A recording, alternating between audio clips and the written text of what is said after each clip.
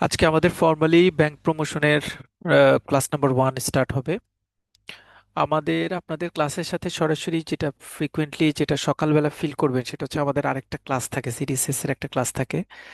তো normally expected time যেটা 10:30-তে আমরা শেষ করি বা শেষ করার প্ল্যান করি। অনেক সময় 2-3 মিনিট আপনারা জানেন যে একটা কোর্স বা একটা কোয়েশ্চেন একটা অবজারভেশন কমপ্লিট হওয়া ছাড়া আসলে পরের ক্লাসটা স্টার্ট করা যায় না, সেই জন্য অনেক সময় একটু আগে একটু পরের ইমব্যালেন্সিংটা হয়। নর্মালি পরের দিকেই যায়, আগের দিকে খুব কম সময় হয়। আর প্রত্যেকটা ক্লাসের আবার রেকর্ডিং এর জন্য আমাকে 5 মিনিটস বা 7 মিনিটস টাইম কিল করতে হয়, মানে সময় লাগে। সেজন্য দেখেন যে আপনারা অনেক সময় আপনারা 10:30-তে যারা মানে প্রুডেন্ট এবং টাইমের ব্যাপারে খুবই কনসাস, তারা জয়েন করলে আবার দেখা যায় যে আরেকটা একটা ক্লাস ক্লোজ হয়েছে, তখন আপনাদের নতুন ক্লাসটা স্টার্ট হয়, কারণ ওই ক্লাসটা ক্লোজ হলে রেকর্ডিংটা কমপ্লিট হলে আমি আবার নতুন ক্লাসটা স্টার্ট করতে পারি। এই জন্য অনেক সময় ক্লোজ হয়ে আবার স্টার্টের ইস্যুটা হয়। বাট আমরা আপনারা মোটামুটি যখনই আমরা 10:30 বা যে সময়টা দিব, হয়তো 5-7 মিনিট একটু আগে পরের ইমব্যালেন্সিং আগে হওয়ার সম্ভাবনা থাকে না, পরের টাইমটুকু হয়তো কনসিডারেশনে নিতে হয় যে 5-6 মিনিট একটু দেরি হতে পারে আগের ক্লাসটা প্রসেসিং শেষ করার জন্য। আর সকালে যেহেতু আপনাদের মতো সিডিসিএস এর ব্যাচে যারা আছে তারাও তাদেরও রিকোয়ারমেন্ট সকালে, এজন্য তাদের ক্লাসটা ঠিক আপনাদের আগের ক্লাসটা আমরা রাখি। গতকালকে আমরা আমাদের ক্লাসে টোটাল প্ল্যান প্রসিডিওর সব কিছু আপনাদের সাথে ফ্র্যাঙ্কলি শেয়ার করেছি। আপনাদের যাদের মানে আমরা পেইড গ্রুপটা এখনো কমপ্লিট করি নাই, বিকজ আজকে আপনাদের সবার জন্য আজকের ক্লাসটা ওপেন, তারপরের ক্লাসটা হয়তো আমরা পেইড গ্রুপে আমাদের রেকর্ডিং সিনোপসিস এবং ইনস্ট্রাকশনসগুলি প্রোভাইড করব। যারা আজকে নতুন, সম্ভবত আজকে নতুন যারা, তারা লাস্ট ডের যে রেকর্ডিং ক্লাসটা আছে সেই রেকর্ডিং ক্লাসটা আপনারা একটু জানবেন, শুনে নেবেন। ওইটা আসলে ফর্মাল কোনো সিনopসিস আমরা সেখানে দেইনি। ফর্মাল সিনopসিসটা আজকে থেকে আমাদের এখানে কন্টিনিউ হবে। সো এই সিনopসিস থেকে আপনাদের কন্টিনিউশনটা যাবে। বাট আমরা যেটা আপনাদের সাথে কমিটমেন্ট করেছি যে আগের ব্যাচের সাথে এই ব্যাচের গ্যাপের ক্ষেত্রে আমরা যেটা করব সেটা হচ্ছে জেনারেল ব্যাংকিং এ আপনাদের একটা সিনopসিস থাকবে, কম্পাইল একটা সিনopসিস, যেটা আপনারা নেক্সট উইকে পেয়ে যাবেন। নেক্সট উইকের আগে আপনারা প্রিন্ট করে ফেলতে পারবেন। টোটাল জেনারেল ব্যাংকিংটাকে আমরা একটা সিঙ্গেল সিনopসিসে নিয়ে আসবো এবং সেটা কোয়েশ্চেন বেসড ডিসকাশন হবে। আহ, আজকের যে সিনopসিসটা আছে এটা আপনাদের কমপ্লিট সিনopসিসের প্রথম পার্ট। সো আজকের ক্লাসটায় আমরা প্রথম পার্ট নিয়ে কথা বলবো। আপনারা জানেন যে আমরা যখনই ভাইবা দিতে চাই বা রিটেন পরীক্ষা, যে যেই ব্যাংকে রিটেন পরীক্ষা থাকুক না কেন, রিটেন পরীক্ষাটা কিন্তু ইংরেজিতেই হয়। সো আমরা আমাদের সিনopসিসটা ফর্মাল সিনopসিসটা ইংরেজিতেই দিব। সিনopসিসটা ইংরেজিতে থাকবে, বাট আমরা ডিসকাশন, কথা বলা বা বোঝানোর জায়গাটা বাংলাতেই বলবো যাতে আপনারা ইজিলি বুঝতে পারেন। আর কারো কোনো ধরনের কোনো কোয়েশ্চেন থাকলে, কোনো কোনো জায়গায় কোনো অ্যাম্বিগিয়াস সিচুয়েশন ক্রিয়েট হলে ডেফিনেটলি আপনারা কোয়েশ্চেন করবেন। হেজিটেশন ফিল করার কোনো দরকার নাই, বিকজ আপনি, যেহেতু আমরা একটা প্ল্যাটফর্মে সকল সাইটটাকে একত্রে অ্যাকুমুলেট করব, specially channel banking, money laundering, Islami banking, credit operations, trade finance, risk management, সকল কিছুকে একত্রে নিয়ে আসবো। সো আপনি যেই পার্টে কাজ করেন you are expert in that field, other ফিল্ডে আপনি এক্সপার্ট নাও হতে পারেন। সুতরাং অন্য সাইডে সিলি কোয়েশ্চেনও আপনার মাথায় আসতে পারে, এটা নিয়ে কিন্তু কেউ বদার হওয়ার কিছু নাই যে আমি এই প্রশ্নটা করব, এটা খুব সিলি প্রশ্ন হবে, অন্যরা কি মনে করবে। না, অন্যরা কিছু মনে করার কোনো সুযোগ আপনাদের কোর্সে নাই, কারণ অন্যরা অন্য সাইডে এক্সপার্ট, সেই সাইডে এক্সপার্ট না। সো আপনি, আপনি যেই সাইডে এক্সপার্ট না সেই সাইডে আপনি রুডিমেন্টারি লেভেলে যদি কোয়েশ্চেন করেন, এটা আপনার জন্য কিন্তু টাফ গাইজ না, টাফ ইস্যুস না। সো যে কোনো প্রশ্ন আপনি করতে পারেন, ইউ আর ওপেন। কেউ কোনো ধরনের হেজিটেশন ফিল করবেন না, বিকজ পার্সোনালি আমি আপনাদের সবাইকে চিনি, আমি আপনার ডেজিগনেশন জানি, আপনার ওয়ার্ক স্ট্রাকচার জানি। সো আমি জানি যে আপনি আসলে পড়ার কোন জায়গাটা কতটুকু নিজে নিতে পারবেন, নিজে নিতে পারবেন। আমি সাবলীল ভাষায় সোজা ভাষায় বলার চেষ্টা করবো, এটা ঠিক আছে, তারপর আমার তো লিমিটেশনস থাকবে। অনেক জায়গায় হয়তো আমি বলছি টেকনিক্যালি এটা ইট ইজ বেস্ট, আপনার হয়তো সেই জায়গাটাতে কোনো প্রবলেম থেকে যেতে পারে, তখন আপনি কোয়েশ্চেন করলে আমি এটা আবার অ্যানালাইসিস করলে আপনাদের জন্য বুঝতে সুবিধা হবে। ক্লাস করছেন, লাইভ ক্লাস, এটা রেকর্ডিংও আপনি শুনতে পারতেন ঘুমিয়ে লেপের নিচে রাত 11টার সময়, 10টার সময়। আপনি সেই সকালবেলায় ঘুম, কাজ, অন্য কোনো টাইমগুলিকে স্যাক্রিফাইস করে ক্লাসে জয়েন করেছেন, ডেফিনেটলি চাই যে এখান থেকে আপনি কিছুটা হলেও উপকৃত হন। কার্তোগ্যান। 1 নাম্বার কোয়েশ্চেন,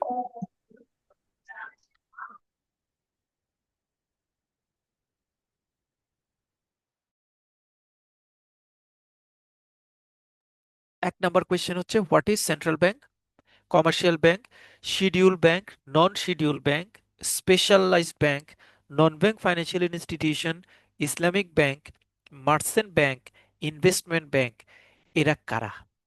খুব ইম্পর্টেন্ট একটা কোয়েশ্চেন, বিশেষ করে ফান্ড ফাউন্ডেশনের জন্য খুবই দরকারি একটা প্রশ্ন। বিলিভ মি, আমি বা আমাদের সাথে আমরা যারা ব্যাংকিং করি অনেক বছর ধরে, আমি যদি সত্যিকার অর্থে কাউকে এই প্রশ্নটা করি, what is the difference between these institutions, খুবই খুবই রেয়ার যে কেউ একজন এ টু জেড সবগুলির রোলটা বলতে পারবে, বুঝে বুঝে বলতে পারবে, খুব রেয়ার। কমার্শিয়াল ব্যাংক আমি চাকরি করি, সেন্ট্রাল ব্যাংক বাংলাদেশ ব্যাংক আমার সেন্ট্রাল ব্যাংক হয়তো বলতে পারবে, ইসলামী ব্যাংক যারা ইসলামী ব্যাংকিং নিয়ম নীতি অনুযায়ী পরিচালিত হয়। বাট অন্যান্য শিডিউল নন শিডিউল ব্যাংক, স্পেশাল ব্যাংক বলতে কি বোঝায়, তারপরে মার্চেন্ট ব্যাংক, ইনভেস্টমেন্ট ব্যাংক, এই প্রত্যেকটা জিনিসের একটার সাথে আরেকটা জিনিসের পার্থক্য আমরা আসলে সবাই ক্লিয়ার না। প্রথম ছোট্ট ট্যাগিং, যে এই প্রশ্নটা আপনাদের রিটেন কোনো এক্সামে, ব্যাংক প্রমোশন কোনো জায়গায় আসবে কিনা, এটা খুব ইম্পর্টেন্ট কোয়েশ্চেন না। কিন্তু মানে সেন্ট্রাল ব্যাংকের রোল, কমার্শিয়াল ব্যাংকের রোল, এগুলি কিন্তু ফাইনাল পরীক্ষায় আসে, এগুলি পরীক্ষায় আসে।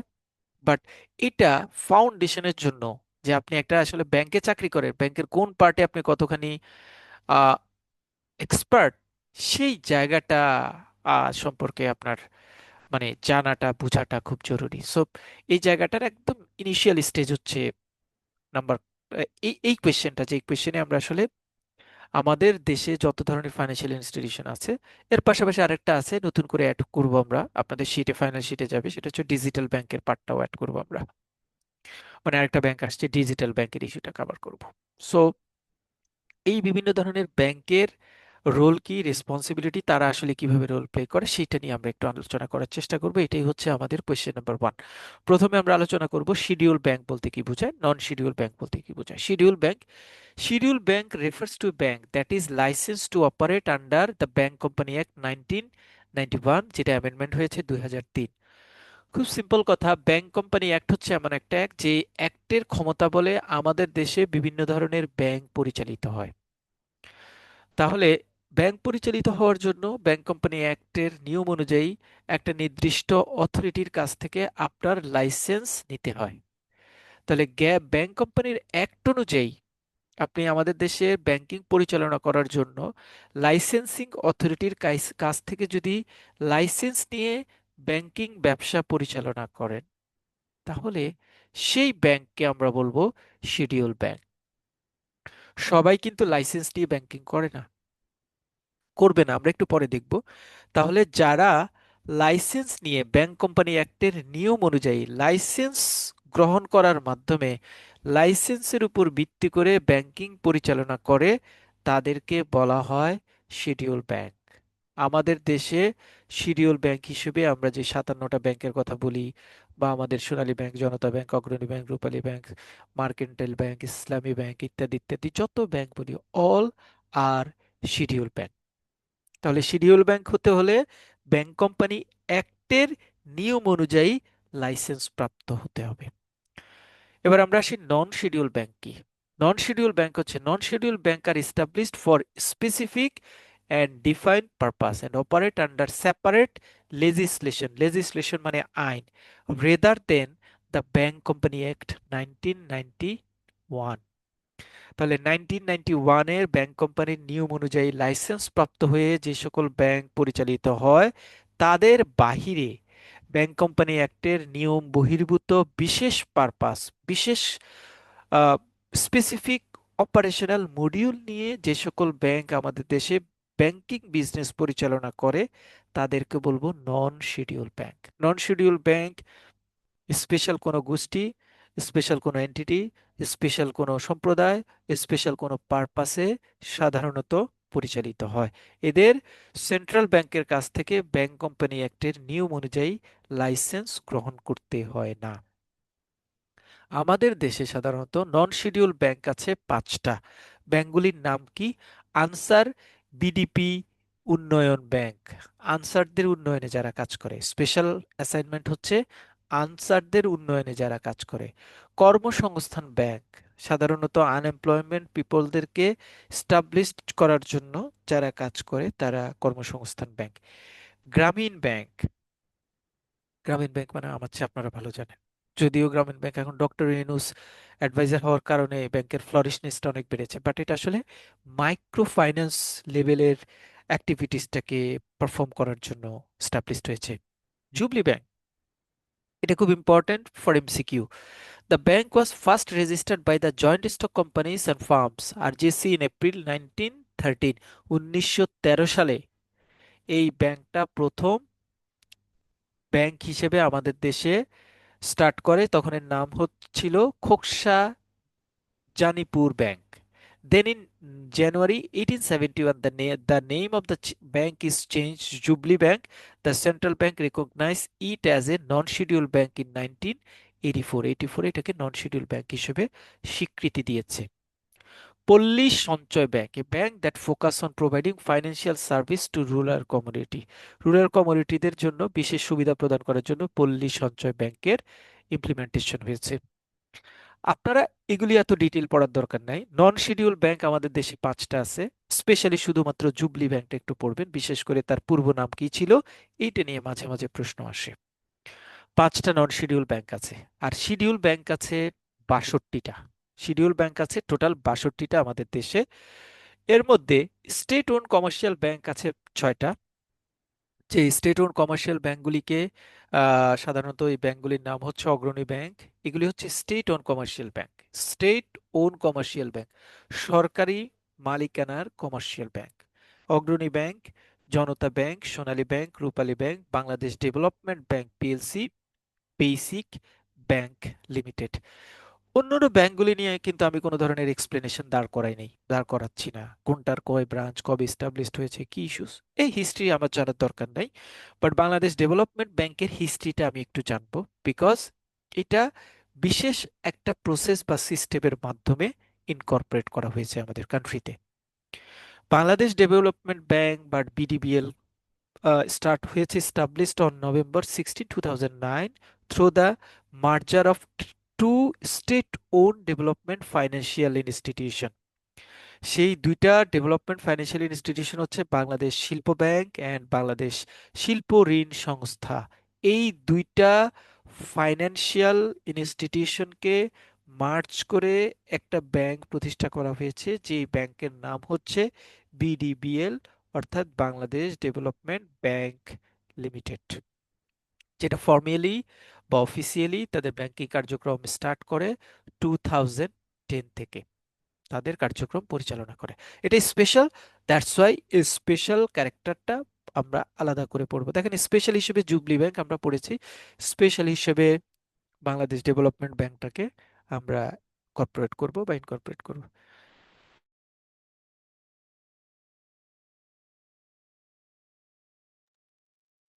তার একটা কোশ্চেন ছিল, জি।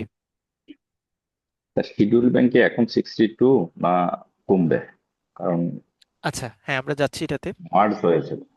যদি আমরা এটার সাথে আপনাদের, যদিও এটা আমরা আপনাদের নতুন শীটে আমরা এটাকে কভার করব, যে যেই 5টা ব্যাংককে আমরা এখন মার্চ করে সম্মিলিত ইসলামী ব্যাংক হিসেবে ট্রিট, আপনি খালি বলবেন যে মামা আমি অমুক জায়গায় আছি আমাকে নিয়ে যাও। আপনার যাওয়া লাগবে কেন? হুম। আমরা যদি শিডিউল ব্যাংক হিসেবে আমাদের এখন যে সম্মিলিত ইসলামী ব্যাংক হিসেবে যেই ব্যাংকগুলিকে আমরা নতুন করে এখন ইনক্লুড করেছি, অ্যাজ পার রেগুলেশনস এই 5টা ব্যাংক মিলে কিন্তু এখন আমাদের একটা ব্যাংক হিসেবে ট্রিট হবে। এই 5টাকে আমরা আলাদা সত্তা বা আলাদা এন্টিটি হিসেবে আমরা ট্রিট করব না। সো হিসাব অনুযায়ী এই 62টা থেকে কিন্তু আমি 5টা ব্যাংককে কমাবো, একটা ব্যাংককে বাড়াবো। মানে আপনাদের আপডেট থাকতে হবে, যেটা মানে আপনাদের নতুন যে শীটটা যাবে সেটাতে আমরা আপডেট করব।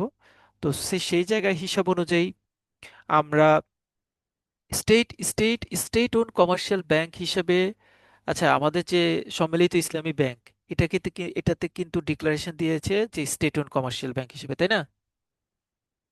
জি স্যার। আচ্ছা, তাহলে হিসাব অনুযায়ী আমাদের কাছে নতুন আপডেট হবে, স্টেট ওন কমার্শিয়াল ব্যাংক হবে 60টা, একটা বাড়বে, জি। একটা পারবে। সম্মিলিত ইসলামী ব্যাংকটা এখানে অ্যাড হবে। আর টোটাল শিডিউল ব্যাংক যেটা 62টা আছে, সেখান থেকে 4টা কমে যাবে। ঠিক আছে? চারটা কমে জি যাবে, স্যার। কারণ একটা তো সম্মিলিত ইসলামী ব্যাংকটা বাড়ছে। সো আমাদের শিডিউল ব্যাংক হবে 58টা, স্টেট ওন কমার্শিয়াল ব্যাংক হবে 7টা। আপনাদের ফাইনাল যে শিটটা যাবে সেটাতে আপনারা এটা স্পেশালাইজড এই আপডেটটা পাবেন। সম্মিলিত ইসলামী ব্যাংকে কোন কোন ব্যাংকগুলি আছে আমরা সবাই জানি, সেটা জাস্ট একটু মনে রাখবেন, কারণ এটা নিয়ে প্রশ্ন থাকতে পারে। কারণ আপনাদের বিশেষ করে এমসিকিউর জন্য খুব ইম্পর্টেন্ট যে আম, আহ, সম্মিলিত ইসলামী ব্যাংক কোন কোন ব্যাংক আছে, কিভাবে আসছে, এটা নিতে হিস্ট্রি নিয়ে আসতে পারে। এটা যদি আমরা হিস্ট্রির বাইরে শর্ট নোটে যে ক্লাসটা আমরা করব শেষের দিকে, সেই শর্ট নোটে আমরা সম্মিলিত ইসলামী ব্যাংক নিয়ে একটা শর্ট নোট থাকবে আমাদের প্যারাগ্রাফ টাইপের। 2 নম্বর পার্ট হচ্ছে স্পেশালাইজড ব্যাংক। স্পেশালাইজড ব্যাংক হচ্ছে আমাদের দেশে আমরা 3টা স্পেশালাইজড ব্যাংক তাদের কার্যক্রম পরিচালনা করে। ইসলামী স্পেশালাইজড ব্যাংক যেটা আছে, যে স্পেশালাইজড ব্যাংক হিসেবে প্রবাসী কল্যাণ ব্যাংক আছে, বাংলাদেশ কৃষি ব্যাংক আছে, রাজশাহী কৃষি উন্নয়ন ব্যাংক আছে। আমি আসলে আপনাদের ওই যে এগুলি এই এই ইনফরমেশনগুলি কিন্তু পুরোটাই আনা হচ্ছে সেন্ট্রাল ব্যাংকের যে সার্কুলার বা সেন্ট্রাল ব্যাংকের যে ফ্রন্ট পেজ সেখান থেকে। সো এটাকে আপনি এস্টাবলিশমেন্ট ধরবেন এবং এটাকেই রাইট এবং আপডেটেড ধরবেন। আপনি অন্য কোনো জায়গায় কোনো গাইডে বা অন্য কোনো জায়গায় কোনটা কিভাবে লিখেছে সেটাকে আপনি আসলে কনসিডার করার দরকার নাই। কারণ আপনারা যারা বাংলাদেশ ব্যাংকে, যদি বাংলাদেশ ব্যাংকের ওয়েবসাইটে ঢুকেন, ঢুকার পরে ব্যাংক এন্ড অ্যাক্টিভিটিজের মধ্যে এগুলি সব ডিটেইল কিন্তু বলা আছে। আমরা সেই জায়গা থেকে ইনফরমেশনগুলি নিয়েছি, কারণ সেন্ট্রাল ব্যাংকের ওই ইনফরমেশনটাই হচ্ছে আমার জন্য জেনুইন। সো স্পেশালিস্ট ব্যাংক হচ্ছে 3টা: প্রবাসী কল্যাণ ব্যাংক, বাংলাদেশ কৃষি ব্যাংক, রাজশাহী কৃষি উন্নয়ন ব্যাংক। শুধু নাম মনে রাখলেই হবে, আর ডিটেইল পড়ার দরকার নাই। প্রাইভেট কমার্শিয়াল ব্যাংক হচ্ছে, এখন হিসাব অনুযায়ী আমাদের যেহেতু 4টা কমে যাবে, তাহলে প্রাইভেট কমার্শিয়াল ব্যাংক হবে আমাদের জন্য 39টা। এর মধ্যে কনভেনশনাল ব্যাংক 33, ইসলামী ব্যাংক যারা আমরা যেই যে ব্যাংকগুলিকে মার্জ করেছি, সেই ব্যাংকগুলির নাম্বার অফ ব্যাংক ইসলামী ব্যাংকে ওই ব্যাংকগুলির নাম কমে যাবে। সম্মিলিত ইসলামী ব্যাংক হিসেবে একটা ব্যাংকের, সেটা তো আর প্রাইভেটের এখানে অ্যাড হবে না, সেটা তো উপরে অ্যাড হয়ে আসছে। ফুল প্লেজ ইসলামী ব্যাংক হিসেবে আমরা এখানে যে 9টা ব্যাংক বলেছি, আমরা জানি মার্জ হয়েছে কোন কোন ব্যাংক একত্রিত হয়েছে। ইসলামী ব্যাংক হয়েছে, তারপরে সোশ্যাল ইসলামী ব্যাংক হয়েছে, এই সোশ্যাল ইসলামী ব্যাংক হয়েছে, এক্সপোর্ট ইম্পোর্ট ব্যাংক হয়েছে, ফার্স্ট ইউনিয়ন ব্যাংক সিকিউরিটি। হয়েছে, ফার্স্ট সিকিউরিটি ইসলামী ব্যাংক হয়েছে। ঠিক আছে, গ্লোবাল ইসলামী ব্যাংক তো এই ক্যাটাগরিতে আসেনি, আসছে? গ্লোবাল ইসলামী ব্যাংক কি অ্যাড হয়েছে? যে অ্যাড সম্মিলিত হয়েছে। ইসলামী ব্যাংক আসে হয়েছে নাই, স্যার। ইসলামী ব্যাংক আসে নাই। ফার্স্ট ইসলামী সিকিউরিটি, ব্যাংক আসে নাই, গ্লোবাল ইসলামী ব্যাংক আসছে। আচ্ছা, এক্সিম, ইউনিয়ন, গ্লোবাল, আর হলো সোশ্যাল। সোশ্যাল, তাহলে এটা হচ্ছে ইসলামী আসে নাই, এর মধ্যে ইসলামী আসে নাই। ইসলামী ব্যাংক সোশ্যাল, বাংলাদেশ লিমিটেড আসে নাই। Social, export Exim, import, first security, first security, global, union. Global, union. Union. এই 5টা মিলে আমার এখন নতুন সম্মিলিত ইসলামী ব্যাংক বলতে যেটা হয় সেটাতে ক্রিয়েট হয়েছে। সুতরাং এখানে আমরা ওই ইনফরমেশনগুলি চেঞ্জ করব। আপনাদের ফাইনাল যে শিটটা সেটাতে আপনারা একটা চেঞ্জ পাবেন। ডিজিটাল কমার্শিয়াল ব্যাংক, ডিজিটালের ক্ষেত্রে আমরা লিখেছি ডিজিটাল কমার্শিয়াল ব্যাংক হিসেবে আমাদের আহ, আগে যেটা ছিল সেটা হচ্ছে যে ডিজিটাল কমার্শিয়াল ব্যাংক হিসেবে নগদকে আসলে ডিজিটাল কমার্শিয়াল ব্যাংক হিসেবে পরিগণিত করা হয়েছিল আমাদের আগে ইয়েতে। নতুন করে ডিজিটাল কমার্শিয়াল ব্যাংকের নিয়ম নীতি চেঞ্জ হয়েছে, ক্যাপিটাল কত রাখতে হয় বা কি ইস্যুজ আছে, সেটা আমরা এমসিকিউর পার্টে গিয়ে সেটাকে আমরা মানে ইনক্লুড করব।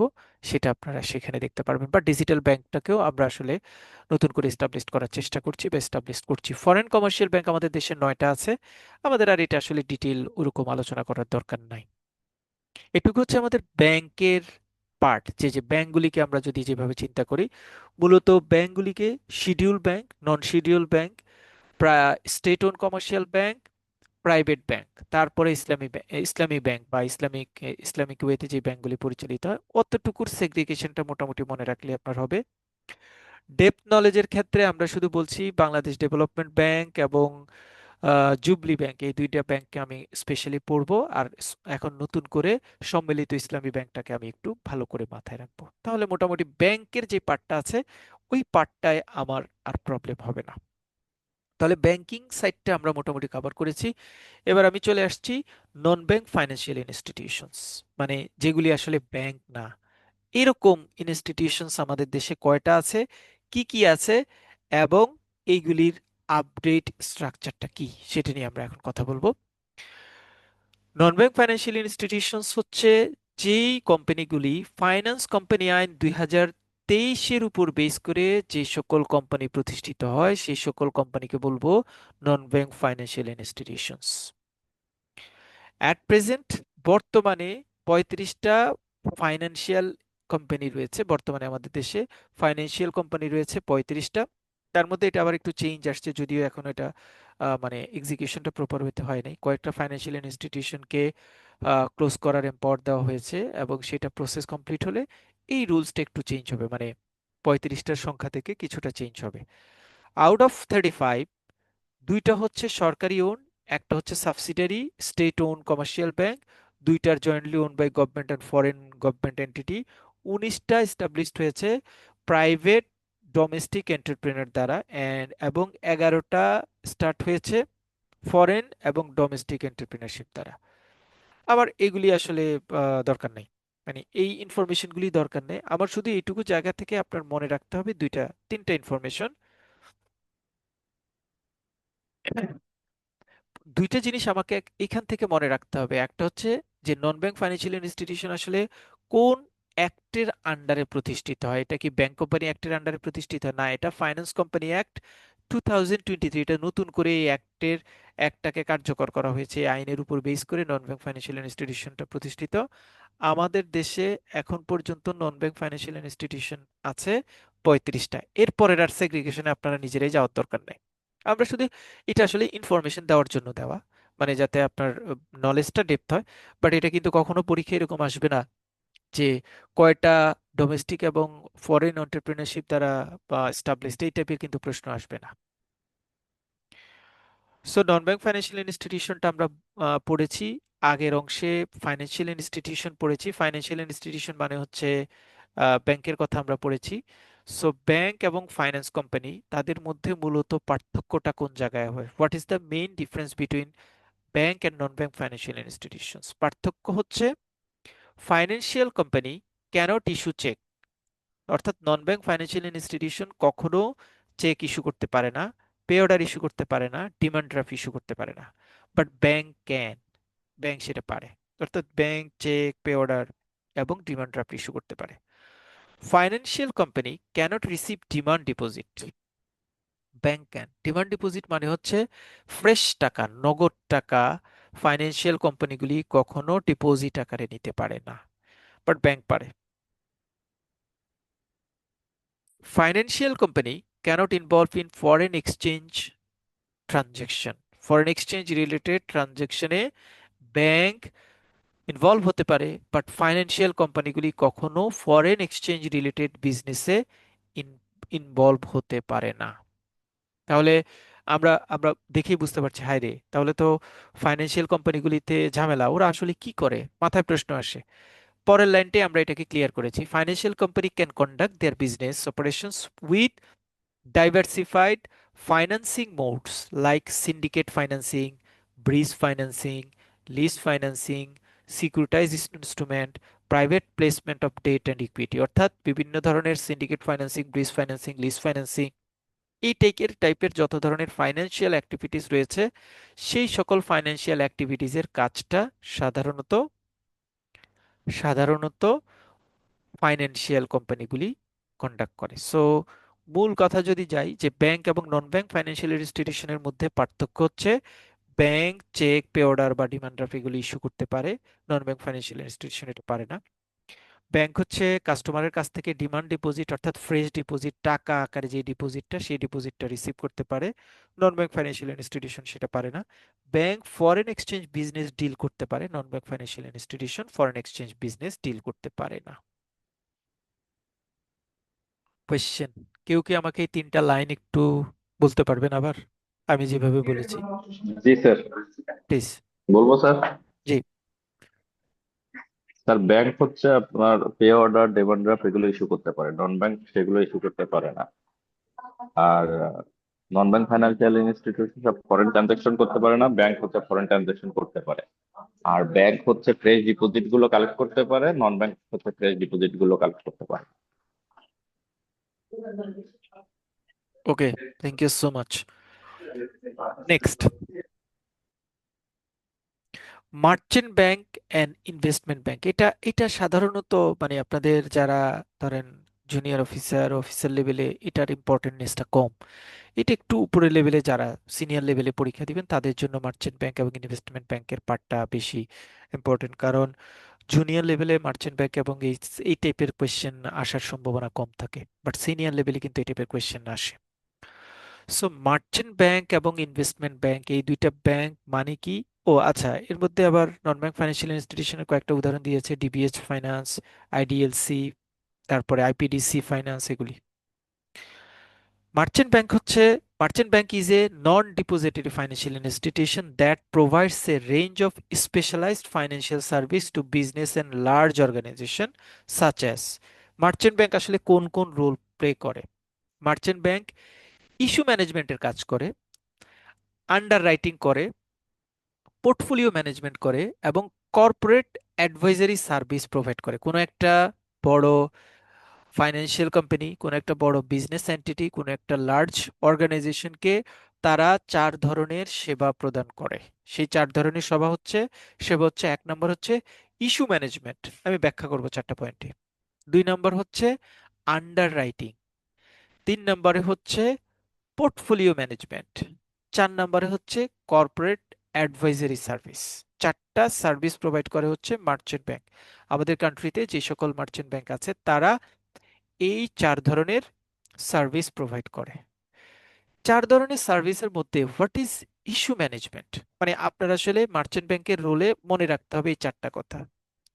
What is issue, what is issue management? Issue management মানে হচ্ছে অনেক কোম্পানি তাদের কোম্পানিটা বড় করতে চায়, এক্সিস্টিং যে ক্যাপিটাল আছে সেই ক্যাপিটালটাকে বাড়াতে চায়।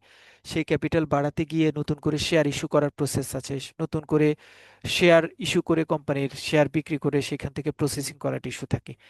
এই যে ইস্যুসগুলি আছে সেই ইস্যুসগুলি ডকুমেন্টেশন, প্রসেসিং, সিস্টেম অ্যানালাইসিস করা, সিস্টেম দাঁড় করানো, এই অ্যাক্টিভিটিসগুলি মার্চেন্ট ব্যাংক করে থাকে। এটাকে বলা হয় ইস্যু ম্যানেজমেন্ট, অর্থাৎ শেয়ার অথবা ডিবেঞ্চার ইস্যু করার ম্যানেজমেন্টটা যেই অর্গানাইজেশনটা দেখে তাকে বলা হয় মার্চেন্ট ব্যাংক। দুই নম্বর হচ্ছে আন্ডার রাইটিং অ্যাক্টিভিটিস পারফর্ম করে। আন্ডার রাইটিং অ্যাক্টিভিটিস মানে কি? আন্ডার রাইটিং অ্যাক্টিভিটিস মানে, ধরে নিলাম আমার একটা কোম্পানি আছে, যে কোম্পানি, ধরেন এক্স কোম্পানি, এক্স কোম্পানির এক্সিস্টিং ক্যাপিটাল আছে, আমি ধরে নিচ্ছি যে 50 crore। এখন সে চিন্তা করছে যে তার বিজনেস এক্সপেনশন করা দরকার। এক্সপেনশন করার জন্য সে এই 50 কোটির সাথে আরো 20 কোটি টাকা নতুন করে ক্যাপিটাল ইনজেক্ট করতে চাচ্ছে, তার ক্যাপিটাল দরকার, সে একটা নতুন প্রজেক্ট ক্রিয়েট করবে। এই 20 কোটি টাকা সে কোম্পানিতে টাকা আকারে নেওয়ার জন্য সে 20 কোটি টাকার শেয়ার ইস্যু করবে, মার্কেটে শেয়ার ছাড়বে 20 কোটি টাকার। তাহলে 20 কোটি টাকা শেয়ার ছাড়ার জন্য সে একটা মার্চেন্ট ব্যাংকের সাথে কথা বলেছে।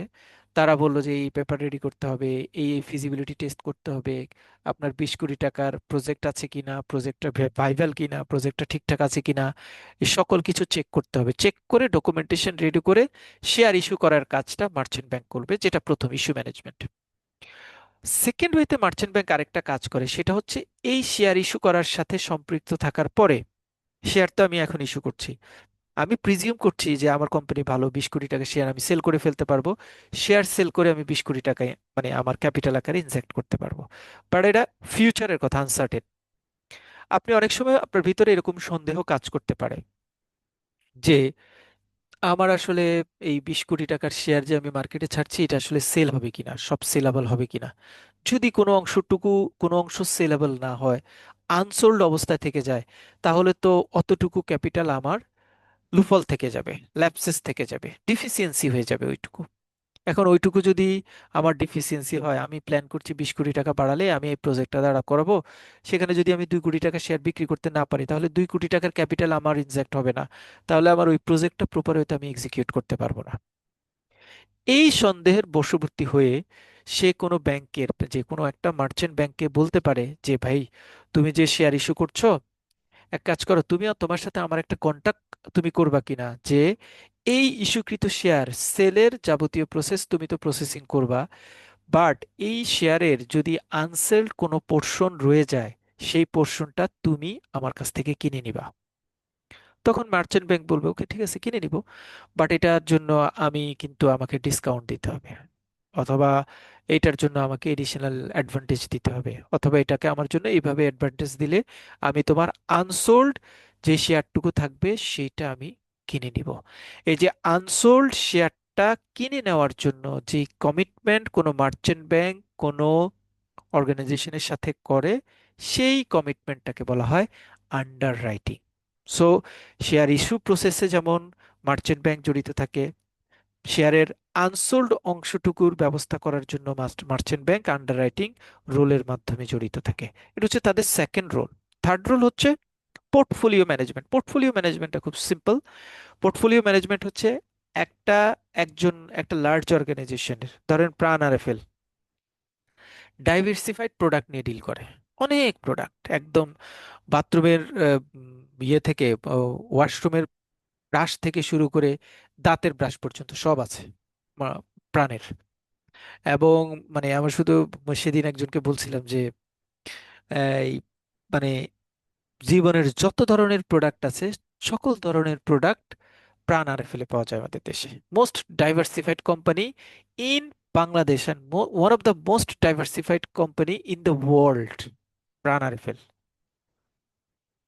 এখন প্রাণ আরএফএল এর মতো আমাদের বড় বড় ফাইন্যান্সিয়াল ইনস্টিটিউশনস যেগুলি আছে, যেমন বেক্সিমকো, বেক্সিমকো একসাথে কয়টা পার্টের শেয়ার হোল্ডিং করে। সো বেক্সিমকোর যদি কেউ পোর্টফোলিও দেখেন, বেক্সিমকোর যদি ফাইন্যান্সিয়াল স্ট্রাকচারটা দেখেন, সেখানে দেখবেন যে বেক্সিমকোর নামে শেয়ার হোল্ডারিং আছে। বেক্সিমকো ছাড়া ওদের আরো 3-4টা কোম্পানির শেয়ারের পজিশনও তাদের মধ্যে আছে। তাহলে কোনো একটা কোম্পানি, লার্জ কোম্পানি, যে কোম্পানি অনেক ধরনের শেয়ার, অনেক ধরনের ফাইন্যান্সিয়াল অব্লিগেশনস এর সাথে জড়িত, তাদের সকল ফাইন্যান্সিয়াল অব্লিগেশনস গুলিকে একত্রে করলে যেই স্টেটমেন্টটা দাঁড়ায় সেটাকে বলা হয় পোর্টফোলিও।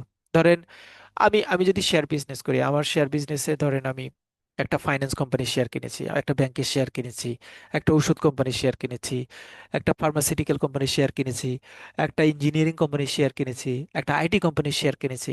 এরকম কিন্তু বিভিন্ন কোম্পানি আছে আমাদের শেয়ার মার্কেটে। ধরেন আল আরাফা ইসলামী ব্যাংকের শেয়ার কিনেছি আমি, তারপরে আইডিএলসির শেয়ার কিনেছি ফাইন্যান্স কোম্পানি হিসেবে, তারপরে হচ্ছে রেনেটার শেয়ার কিনেছি ওষুধ কোম্পানি হিসেবে, তারপরে ধরেন উম, বার্জার পেইন্টসের শেয়ার কিনেছি রং কোম্পানি হিসেবে, তারপরে ধরেন অ্যাটলাসের ইঞ্জিনিয়ারিং কোম্পানি হিসেবে শেয়ার কিনেছি, তারপরে হচ্ছে বিডি আইটির শেয়ার কিনেছি আইটি কোম্পানি হিসেবে। তার মানে আমার একজন শেয়ার ক্রেতা, আমি শেয়ার মার্কেটে বিজনেস করি, আমার একজন মানুষের শেয়ারের স্টেটমেন্ট নামালে দেখা যাবে 6 ধরনের শেয়ার আছে সেই কোম্পানিতে, মানে সেই স্টেটমেন্টে। যখন কোনো একটা স্টেটমেন্টে, কোনো কোম্পানির স্টেটমেন্টে একের অধিক ফাইন্যান্সিয়াল অব্লিগেশন লিঙ্ক করা থাকে এবং সেগুলিকে যখন একত্রে নাম দেওয়া হয়, তখন সেটাকে বলা হয় পোর্টফোলিও। একের অধিক ফাইন্যান্সিয়াল অব্লিগেশনস একত্রিত করা হয় যেখানে, সেটাকে বলা হয় পোর্টফোলিও। কোনো একটা বড় কোম্পানির এই পোর্টফোলিও ম্যানেজমেন্টের কাজটাও মার্চেন্ট ব্যাংক করে থাকে। ধরেন একটা কোম্পানির অনেক ধরনের শেয়ার, ডিবেঞ্চার, অ্যাসেট, লাইবিলিটি ইত্যাদি হিস্ট্রি আছে। সকল হিস্ট্রিগুলিকে প্রপার ওয়েতে ম্যানেজ করা, মেনটেন করার কাজ যখন কোনো ব্যাংক করে, তখন সেটাকে আমরা মার্চেন্ট ব্যাংক হিসেবে ট্রিট করতে পারি। And very last, corporate advisory service, মানে আমি কর্পোরেট লেভেলে বিভিন্ন কোম্পানিকে বিভিন্ন ধরনের অ্যাডভাইস দিয়ে থাকি। অনেক সময় আছে না, হুট করে একটা কোম্পানি আরেকটা কোম্পানিকে বলে যে এটা, এই কোম্পানিকে আমি কিনে ফেলতে চাচ্ছি। এখন কিনে ফেলতে চাচ্ছি বললেই তো হবে না। আপনি কি করবেন, তখন কোন একটা মার্চেন্ট ব্যাংকে বলবেন যে ওই কোম্পানিটা আমি কিনতে চাচ্ছি, তুমি ফিজিবিলিটি টেস্ট করো, করে বলো যে কত প্রাইসিং করলে আমার জন্য ঠিক হবে এবং এটা কেনাটা আমার জন্য রাইট ডিসিশন হবে কিনা। তখন মার্চেন্ট ব্যাংক সেই কোম্পানি অ্যানালাইসিস করে, ফিজিবিলিটি টেস্ট করে, কোম্পানির ফিজিক্যাল এক্সিস্টেন্সি দেখে, স্টেন দেখে, ক্যাপিটাল স্ট্রাকচার দেখে, সবকিছু মিলিয়ে ফাইনালি বলে যে হ্যাঁ, yes, you may buy that or not. এটাকে বলা হয় কর্পোরেট অ্যাডভাইজারি প্রোভাইড করা। সো মার্চেন্ট ব্যাংক 4টা রোল প্লে করে। একটা হচ্ছে ইস্যু ম্যানেজমেন্ট করে, আন্ডার রাইটিং করে, পোর্টফোলিও ম্যানেজমেন্ট করে, কর্পোরেট অ্যাডভাইজারি সার্ভিস প্রোভাইড করে। কারো আর এটা মানে ভুল হবে, মানে কখনো মাথায় থাকবে না এরকম কন্ডিশন ক্রিয়েট হবে? সবাই তো clear what is merchant bank, what is their role? মনে থাকবে না সবার? কোনো কোয়েশ্চেন আছে? Any question? ওকে। মার্চেন্ট ব্যাংকের লাইসেন্সটা কিন্তু ব্যাংক কোম্পানি অ্যাক্টের আন্ডারে হয় না এবং সেন্ট্রাল ব্যাংক থেকে হয় না। Merchant bank in Bangladesh are license by the Bangladesh security and exchange commission অর্থাৎ বিএসইসির কাছ থেকে লাইসেন্স প্রাপ্ত হয়। আমাদের দেশে যদি মার্চেন্ট ব্যাংকের এক্সাম্পল বলতে বলি, ঢাকা ব্যাংক ইনভেস্টমেন্ট লিমিটেড একটা আছে, অথবা অন্যান্য বিভিন্ন ব্যাংকের মার্চেন্ট উইং আছে, triple A finance and investment limited একটা আছে, ইভিএল ইনভেস্টমেন্ট লিমিটেড আছে। এরা হচ্ছে মার্চেন্ট ব্যাংকিং কাজ করে। আমাদের দেশে সকল ব্যাংক, ম্যাক্সিমাম ব্যাংকেরই সাবসিডারি হিসেবে মার্চেন্ট ব্যাংকিং অ্যাক্টিভিটিস বা মার্চেন্ট ব্যাংকিং রোলটা, মার্চেন্ট ব্যাংকিং ইভেন্টটা তাদের থেকে থাকে। Investment bank, investment bank is a financial service company that act as an intermediary in large and complex financial transaction. একটা বড় ফাইন্যান্সিয়াল ট্রানজেকশনের ক্ষেত্রে একটা কোম্পানি ইনিশিয়াল পাবলিক অফারিং, একদম শেয়ার মার্কেটে শেয়ার ছাড়া থেকে শুরু করে সেটা ফাইনাল কোম্পানি বিল্ড আপ তৈরি হওয়া পর্যন্ত যত ধরনের ইনভেস্টমেন্টের ইস্যু থাকে, সকল ধরনের ইনভেস্টমেন্টের কাজটা যে ব্যাংক করে তাকে বলা হয় ইনভেস্টমেন্ট ব্যাংক। অর্থাৎ কোম্পানির ইস্টাবলিশমেন্টের জন্য, কোম্পানির ইস্টাবলিশমেন্ট দাঁড়ানোর জন্য যত ধরনের ফাইন্যান্সিয়াল ইস্যু আছে, সেই ফাইন্যান্সিয়াল ইস্যুতে যারা ইনভেস্ট করে সেই সকল ব্যাংককে বলা হয় ইনভেস্টমেন্ট ব্যাংক। ইনভেস্টমেন্ট ব্যাংক মূলত লোন প্রোভাইড করে থাকে। ইনভেস্টমেন্ট ব্যাংকও মার্চেন্ট ব্যাংকের মতো বাংলাদেশ সিকিউরিটি অ্যান্ড এক্সচেঞ্জ কমিশনের কাছ থেকে লাইসেন্স প্রাপ্ত হয়ে থাকে। আমাদের দেশে কয়েকটা ইনভেস্টমেন্ট ব্যাংকের নাম হচ্ছে green delta capital limited, ICB capital management. আইসিবিটা খুবই বড় এবং এটা এটা এটা খুবই মানে বড় ধরনের একটা ইনভেস্টমেন্ট কোম্পানি। ইনভেস্টমেন্ট কোম্পানি অনেক কোম্পানির শেয়ার কিনে লং টার্মের জন্য রেখে সেটার ইনভেস্টমেন্টের প্রসেসটাও অ্যাপ্লাই করে। এবার আমরা মার্চেন্ট ব্যাংক এবং ইনভেস্টমেন্ট ব্যাংকের মধ্যে যদি পার্থক্য ক্রিয়েট করতে চাই, what is the main difference between merchant bank and investment in Bangladesh? Merchant bank, investment bank, while both involved in corporate finance, differ in their focus and activities. তাদের আসলে দুইটা পক্ষই সাধারণত কর্পোরেট বিজনেসের সাথে ডিল করে, দুইটা পক্ষই কর্পোরেট বিজনেসের সাথে ডিল করে। বাট তাদের মধ্যে মূল যে পার্থক্যটা দাঁড়ায়, পার্থক্যটা হচ্ছে তারা সাধারণত তারা যেটা কাজ করে সেটা হচ্ছে যে তারা ফোকাসিং এর মধ্যে, তাদের ফোকাস এবং অ্যাক্টিভিটিতে সাধারণত মানে ইস্যুটা ক্রিয়েট হয়। Merchant banks open concentrate on long term investment, merchant bank, and provide advisory service, while investment bank primarily facilitate capital raising through underwriting and trading securities এবং আন্ডাররাইটিং প্রসেস দিয়ে ইনভেস্টমেন্ট ব্যাংকগুলি সাধারণত তাদের অ্যাক্টিভিটিস পরিচালনা করে। এটা একটু ট্রিকি প্রশ্ন, এই টাইপের প্রশ্ন আপনাদের সাধারণত আসার সম্ভাবনা অনেক কম। সেন্ট্রাল ব্যাংকিং ইন ফাংশনস, আমাদের দেশে সেন্ট্রাল ব্যাংক কি এবং এটা কিভাবে গঠিত হয়, কেন গঠিত হয়, এটার আসলে ফাংশনস কি? Bangladesh bank act as a central bank of Bangladesh which was established on December 16, 1971, আমরা সবাই জানি। বাট আমাদের মনে রাখতে হবে কোন অডিয়েন্সের আন্ডারে আমরা এটা আসলে সেন্ট্রাল ব্যাংক প্রতিষ্ঠিত হয়েছে, এটা মাঝে মাঝে পরীক্ষায় আসে। সেন্ট্রাল ব্যাংক প্রতিষ্ঠিত হয়েছে বাংলাদেশ ব্যাংক অর্ডার 1972, যেটা প্রেসিডেন্টস অর্ডার নম্বর 127, 1972 সালে প্রেসিডেন্ট অর্ডারের 127 নম্বর ক্লজের উপর বেস করে সেন্ট্রাল ব্যাংক 16 ডিসেম্বর 1971 সালে প্রতিষ্ঠিত হয়েছে। এটা আমাদের সেন্ট্রাল ব্যাংক এবং আমাদের দেশে অন্য সকল ব্যাংকে মনিটর করার অটমোস্ট বা প্যারামাউন্ট ইনস্টিটিউশন হিসেবে আমরা সেন্ট্রাল ব্যাংককে ট্রিট করি। ফাংশন, সেন্ট্রাল ব্যাংক কি কি কাজ করে, আমাকে এই প্রশ্নটা আবার রিপিট করতে হবে। ফাংশনটা আমরা যেখানে পড়বো, যতগুলি ফাংশন পড়বো, এই ফাংশনগুলির মধ্য থেকে আপনারা আবার আমাকে রিপিট করবেন।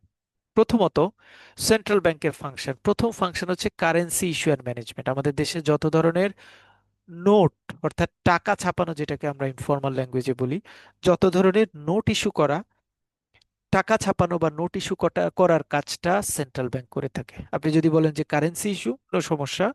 আপনি যদি বলেন নোট প্রচলন, নোট ইস্যু করা, নো ইস্যুস।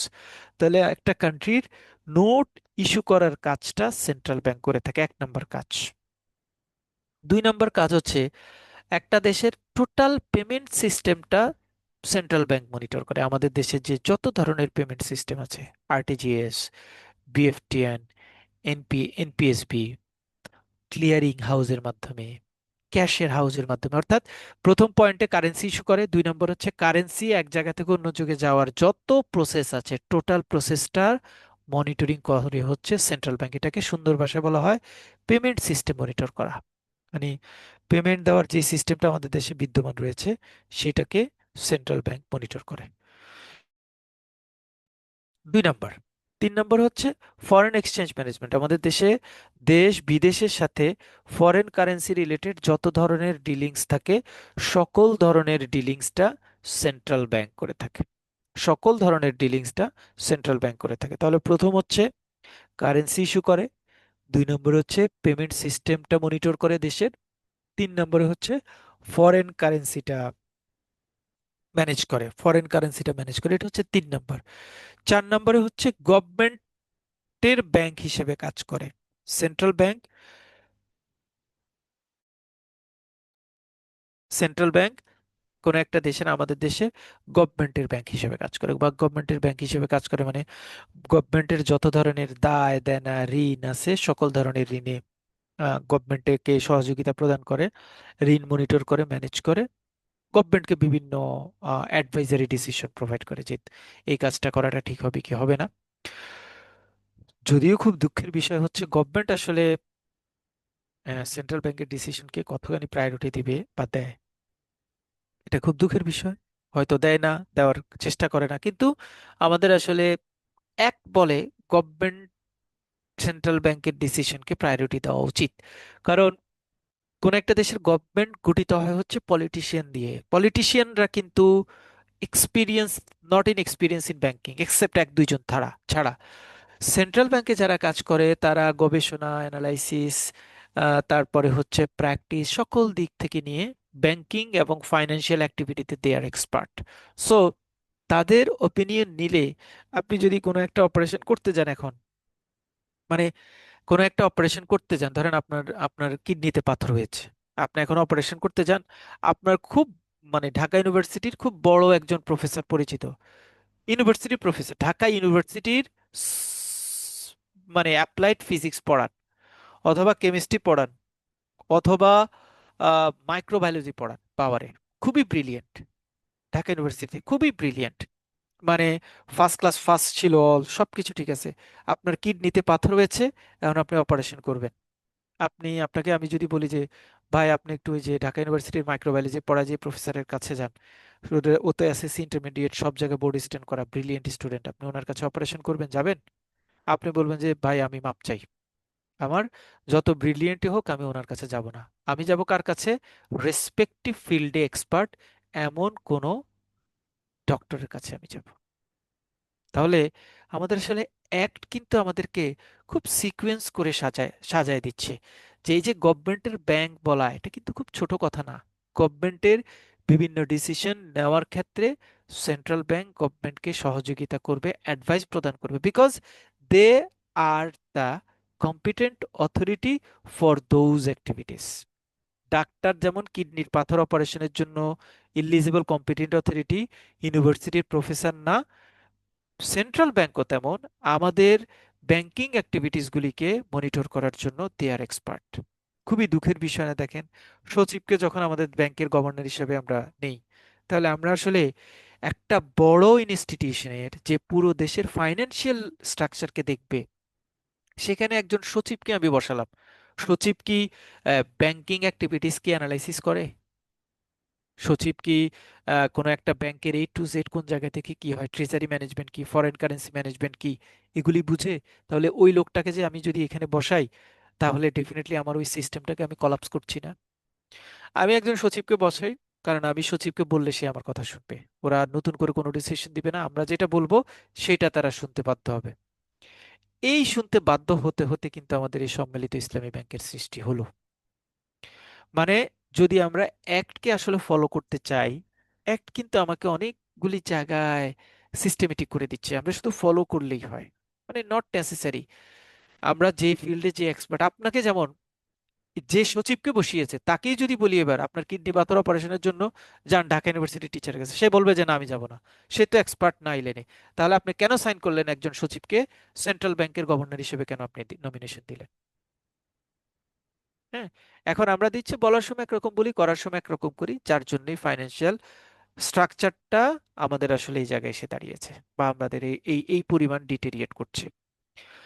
বাট আমরা এখানে ফাংশন পড়ছি, রুলস পড়ছি, সেই রুলস অনুযায়ী গভর্নমেন্টের ব্যাংক হিসেবে central bank vital role play করে। অন্যান্য ব্যাংকের, মানে যেটাকে last resort of commercial bank, অন্য যে কোনো কমার্শিয়াল ব্যাংকের ঋণ দানের শেষ আশ্রয়স্থল হিসেবে কাজ করে সেন্ট্রাল ব্যাংক। সেটা কিভাবে কাজ করে? আপনারা জানেন অনেক ব্যাংক, আমরা নিউজ পেয়েছি যে তারা ক্যাপিটাল শর্টফলে আছে, ব্যাংক ক্লোজ হয়ে যাওয়ার কথা। এই অবস্থায় সেন্ট্রাল ব্যাংক তাদেরকে এডিশনাল ফান্ড ইনজেক্ট করে তাদের স্ট্যাবিলিটিটাকে এনশিওর করেছে, স্ট্যাবিলিটিটা রাখার চেষ্টা করেছে। গত 2 3 4 5 7 বছর ধরে এরকম হিউজ পরিমাণ হিস্ট্রি আমরা পেয়েছি। এই প্রত্যেকটা হিস্ট্রি ইন্টিমেট করছে যে সেন্ট্রাল ব্যাংক কমার্শিয়াল ব্যাংকগুলির গার্ডিয়ান, অভিভাবক, ঋণ দানের শেষ আশ্রয়স্থল হিসেবে কাজ করে, যেটাকে ফর্মাল ভাষায় বলে লেন্ডার অফ লাস্ট রিসোর্ট।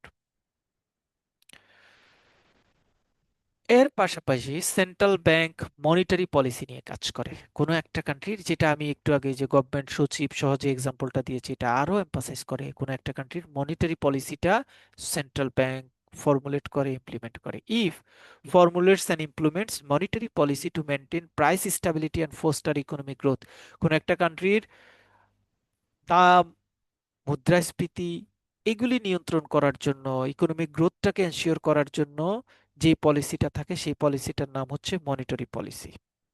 সেই মনিটারি পলিসিটা ফর্মুলেট করা, ইমপ্লিমেন্ট করার কাজ কিন্তু সেন্ট্রাল ব্যাংক, যেই পলিসির উপর বেস করে আমাদের দেশের ইকোনমিক গ্রোথ, ইনফ্লেশন, তারপরে প্রাইস স্টেবিলিটি এগুলি এনশিওর হয়।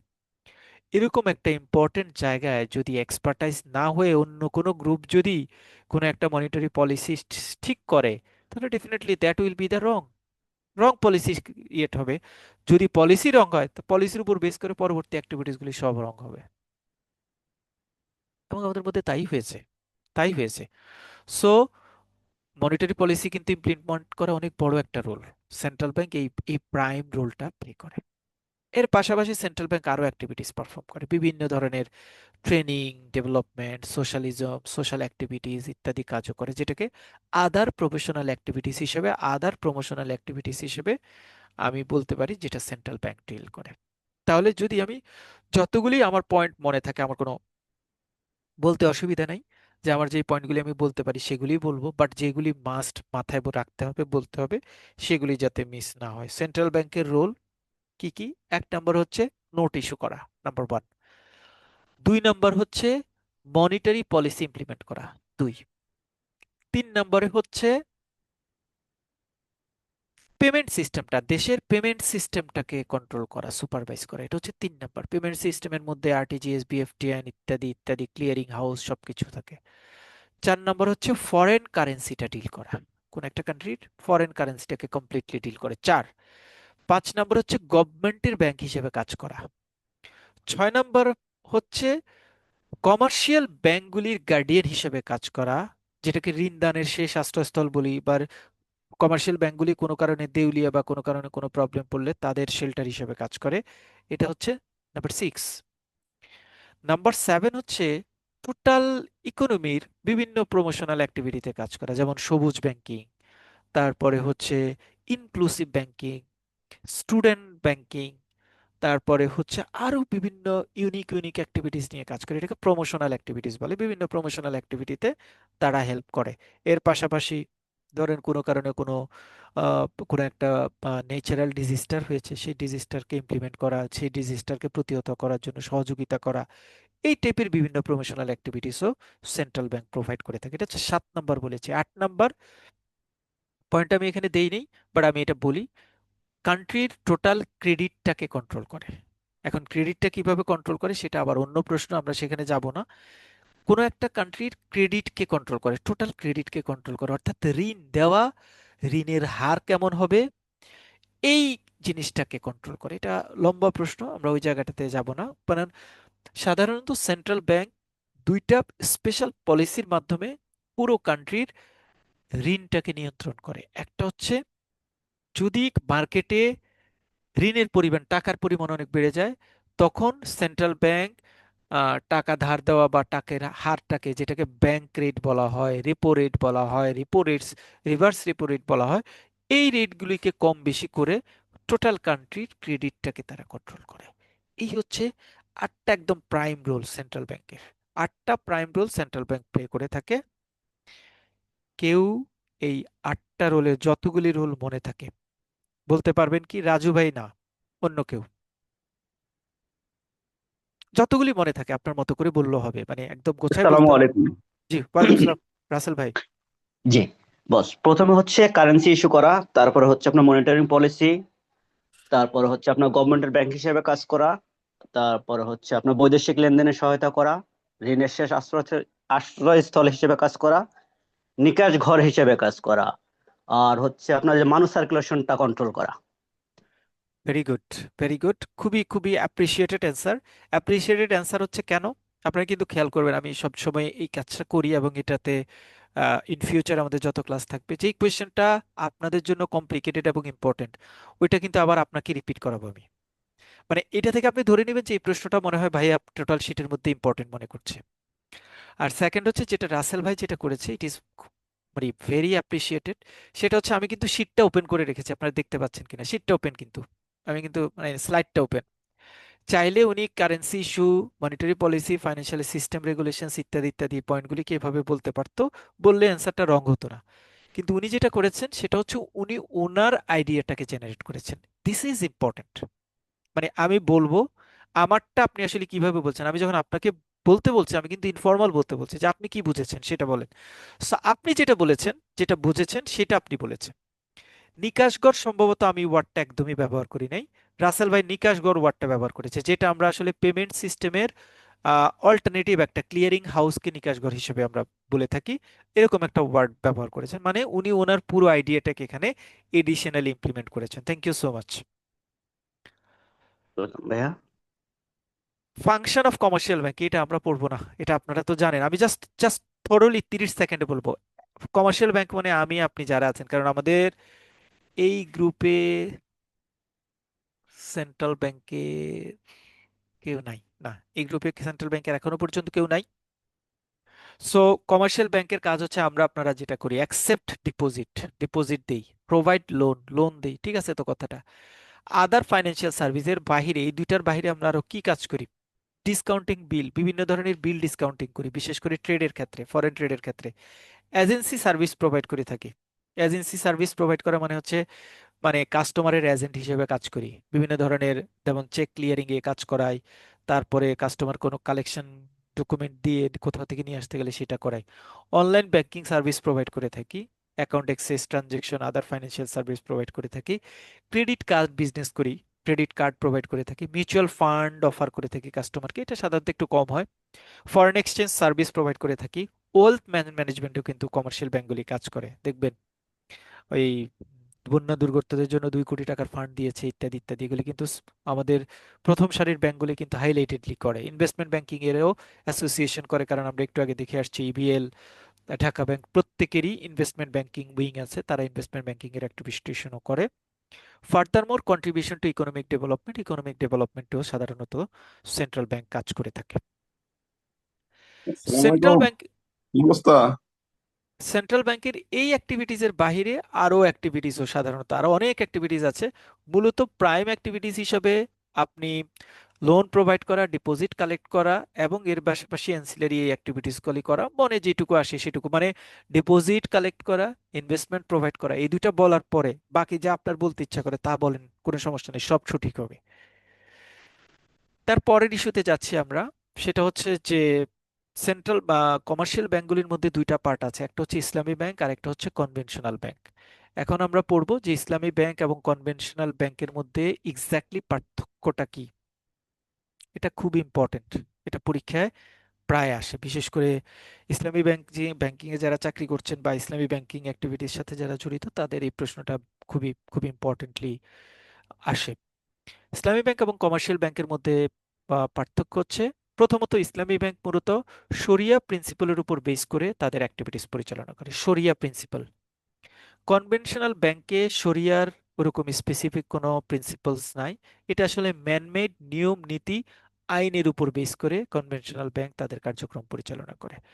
এখন শরিয়া প্রিন্সিপাল মানে কি? শরিয়া প্রিন্সিপাল মানে হচ্ছে কোরআন, সুন্নাহ, ইজমা, কিয়াস ইত্যাদির উপর বেস করে ফান্ডামেন্টালি যে নিয়ম নীতি রয়েছে, মূলত কোরআন এবং হাদিসের উপর বেস করে যে নিয়ম নীতি রয়েছে, সেই নিয়ম নীতির উপর বেস করে যখন ব্যাংকিং পরিচালিত হয়, তখন সেটাকে আমরা বলবো ইসলামী ব্যাংকিং।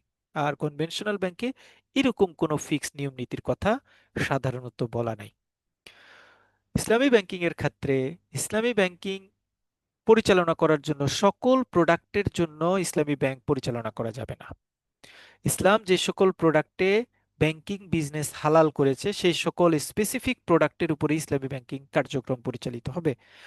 কনভেনশনাল ব্যাংকিং পরিচালনার জন্য স্পেসিফিক কোনো প্রোডাক্ট নাই, সকল প্রোডাক্টের ক্ষেত্রেই কনভেনশনাল ব্যাংকিং পরিচালনা করা যাবে। যেমন মদ উৎপাদন করার জন্য কনভেনশনাল ব্যাংকের কোনো ব্রাঞ্চ যদি ইনভেস্টমেন্ট করে, এটা কনভেনশনাল ব্যাংকিং এর জন্য লিগ্যাল বিজনেস, বাট এটা কিন্তু ইসলামী ব্যাংকিং এর জন্য লিগ্যাল বিজনেস না। কারণ মদ উৎপাদন বা মদ খাওয়া এটা ইসলামিক ফেনোমেনা অনুযায়ী হালাল না। সো মদ উৎপাদনের ইনভেস্টমেন্ট যদি ইসলামী ব্যাংক করে, সেটা নাজায়েজ বা প্রহিবিটেড হবে। এটা 2 নাম্বার। 3 নাম্বার, মানি নিয়ে একটা কথা বলা আছে। Money itself recognise as a capital cannot earn as a profit by itself. Islami banking এ কখনো টাকার উপর টাকার উপর বিজনেস করা যায় না, মানে টাকাকে টাকার উপর বিজনেসে ইনভলভ করা যায় না, যেটা কনভেনশনালি ব্যাংকে করা হয়। অর্থাৎ কনভেনশনাল ব্যাংকে যেটা হয়, সেটা হচ্ছে টাকার উপর বেস করে টাকাকে আবার রিইনভেস্টমেন্ট করা যায়। ইসলামী ব্যাংক টাকাকে আবার রিইনভেস্টমেন্টে কখনো অ্যালাউ করে না। ইসলামী ব্যাংক যেটা বলে যে সবসময় গুডস, প্রোডাক্ট ইত্যাদির উপর বেস করে বিজনেস করা যাবে। যেমন কনভেনশনাল ব্যাংকে আমরা এই জন্যই যে ফিক্সড ডিপোজিট করি এবং আমরা মুনাফা যেটা নিই, সেটা আসলে টাকার উপর বিজনেস বলা হয়। আর ইসলামী ব্যাংকিং এর ক্ষেত্রে আমরা সবসময় প্রোডাক্ট বা সার্ভিসের উপর বেস করে বিজনেস পরিচালনা করার চেষ্টা করি। ইসলামী ব্যাংকিং পরিচালনার ক্ষেত্রে ফাইন্যান্সিয়ালি সাধারণত এখানে ট্যানজিবল অ্যাসেটের উপর বিজনেস পরিচালিত হয়, অর্থাৎ দৃশ্যমান থাকতে হবে। যে প্রোডাক্টে আমরা বিজনেস করছি, সেটা দৃশ্যমান থাকতে হবে। কনভেনশনাল ব্যাংকে দৃশ্যমান অদৃশ্যমান যে কোনো অ্যাসেটের ক্ষেত্রেই আমরা আমাদের বিজনেস অ্যাক্টিভিটিসটা পরিচালনা করতে পারি। এটা হচ্ছে আর যদি আরেকটা খুব স্মার্ট একটা এক্সাম্পল আছে, সেটা হচ্ছে রিবা। রিবা যেটা হচ্ছে সুদ। সুদ ইসলামী ব্যাংকিং কার্যক্রমে হারাম, বাট কনভেনশনাল ব্যাংকে সুদটাকে হারাম করা হয় না। ইসলামী ব্যাংকিং এ চক্রবৃদ্ধি মুনাফা, যেটা একটা ওয়ার্ড আছে চক্রবৃদ্ধি মুনাফা, যেটাকে আমরা বলি যে চক্রবৃদ্ধি মুনাফা ইসলামী ব্যাংকিং এ টোটালি জায়েজ না, কিন্তু কনভেনশনাল ব্যাংকে চক্রবৃদ্ধি মুনাফার ক্ষেত্রে কোনো ইস্যুস সাধারণত ক্রিয়েট হয় না। এ হচ্ছে ইসলামী ব্যাংক এবং কনভেনশনাল ব্যাংকের মধ্যে পার্থক্য। যদি আমরা একদম বেসিসে 5টা পার্থক্য মনে রাখতে চাই, তাহলে আমরা এভাবে বলতে পারি: ইসলামী ব্যাংক শরিয়া প্রিন্সিপালের উপর বেস করে হয়, কনভেনশনাল ব্যাংকে এরকম কোনো বেস নাই। 2 নম্বরে হচ্ছে ইসলামী ব্যাংক স্পেসিফিক মানে রেস্ট্রিক্টেড প্রোডাক্টের বাইরের অন্যান্য প্রোডাক্টের জন্য বিজনেস অ্যালাউ করে, কনভেনশনাল ব্যাংকের ক্ষেত্রে এরকম কোনো অ্যালাউ নাই। ইসলামী ব্যাংক সাধারণত রিবাকে প্রহিবিটেড করেছে, কনভেনশনাল ব্যাংকে রিবা টাইপের কোনো জিনিসকে প্রহিবিটেড করা হয় না। ইসলামী ব্যাংকিংয়ে সবসময় ট্রানজিবল অ্যাসেটের উপর বিজনেস হবে, যেটাকে দৃশ্যমান বস্তু সার্ভিসের উপর বিজনেস হবে। কনভেনশনাল ব্যাংকে এরকম ট্রানজিবল অ্যান্ড ট্রানজিবল যে কোনো বিজনেসের উপরেই মানে বিজনেস হতে পারে। ইসলামী ব্যাংকিংয়ে ব্যবসা পরিচালনার জন্য আমাকে যখন আমি ব্যবসা পরিচালনা করব, তখন সেই ব্যবসায় আমার চক্রবৃদ্ধি মুনাফার ইস্যুটাকে সাধারণত কনসিডার করা হয় না, যেটা কনভেনশনাল ব্যাংকে কনসিডার করা হয়।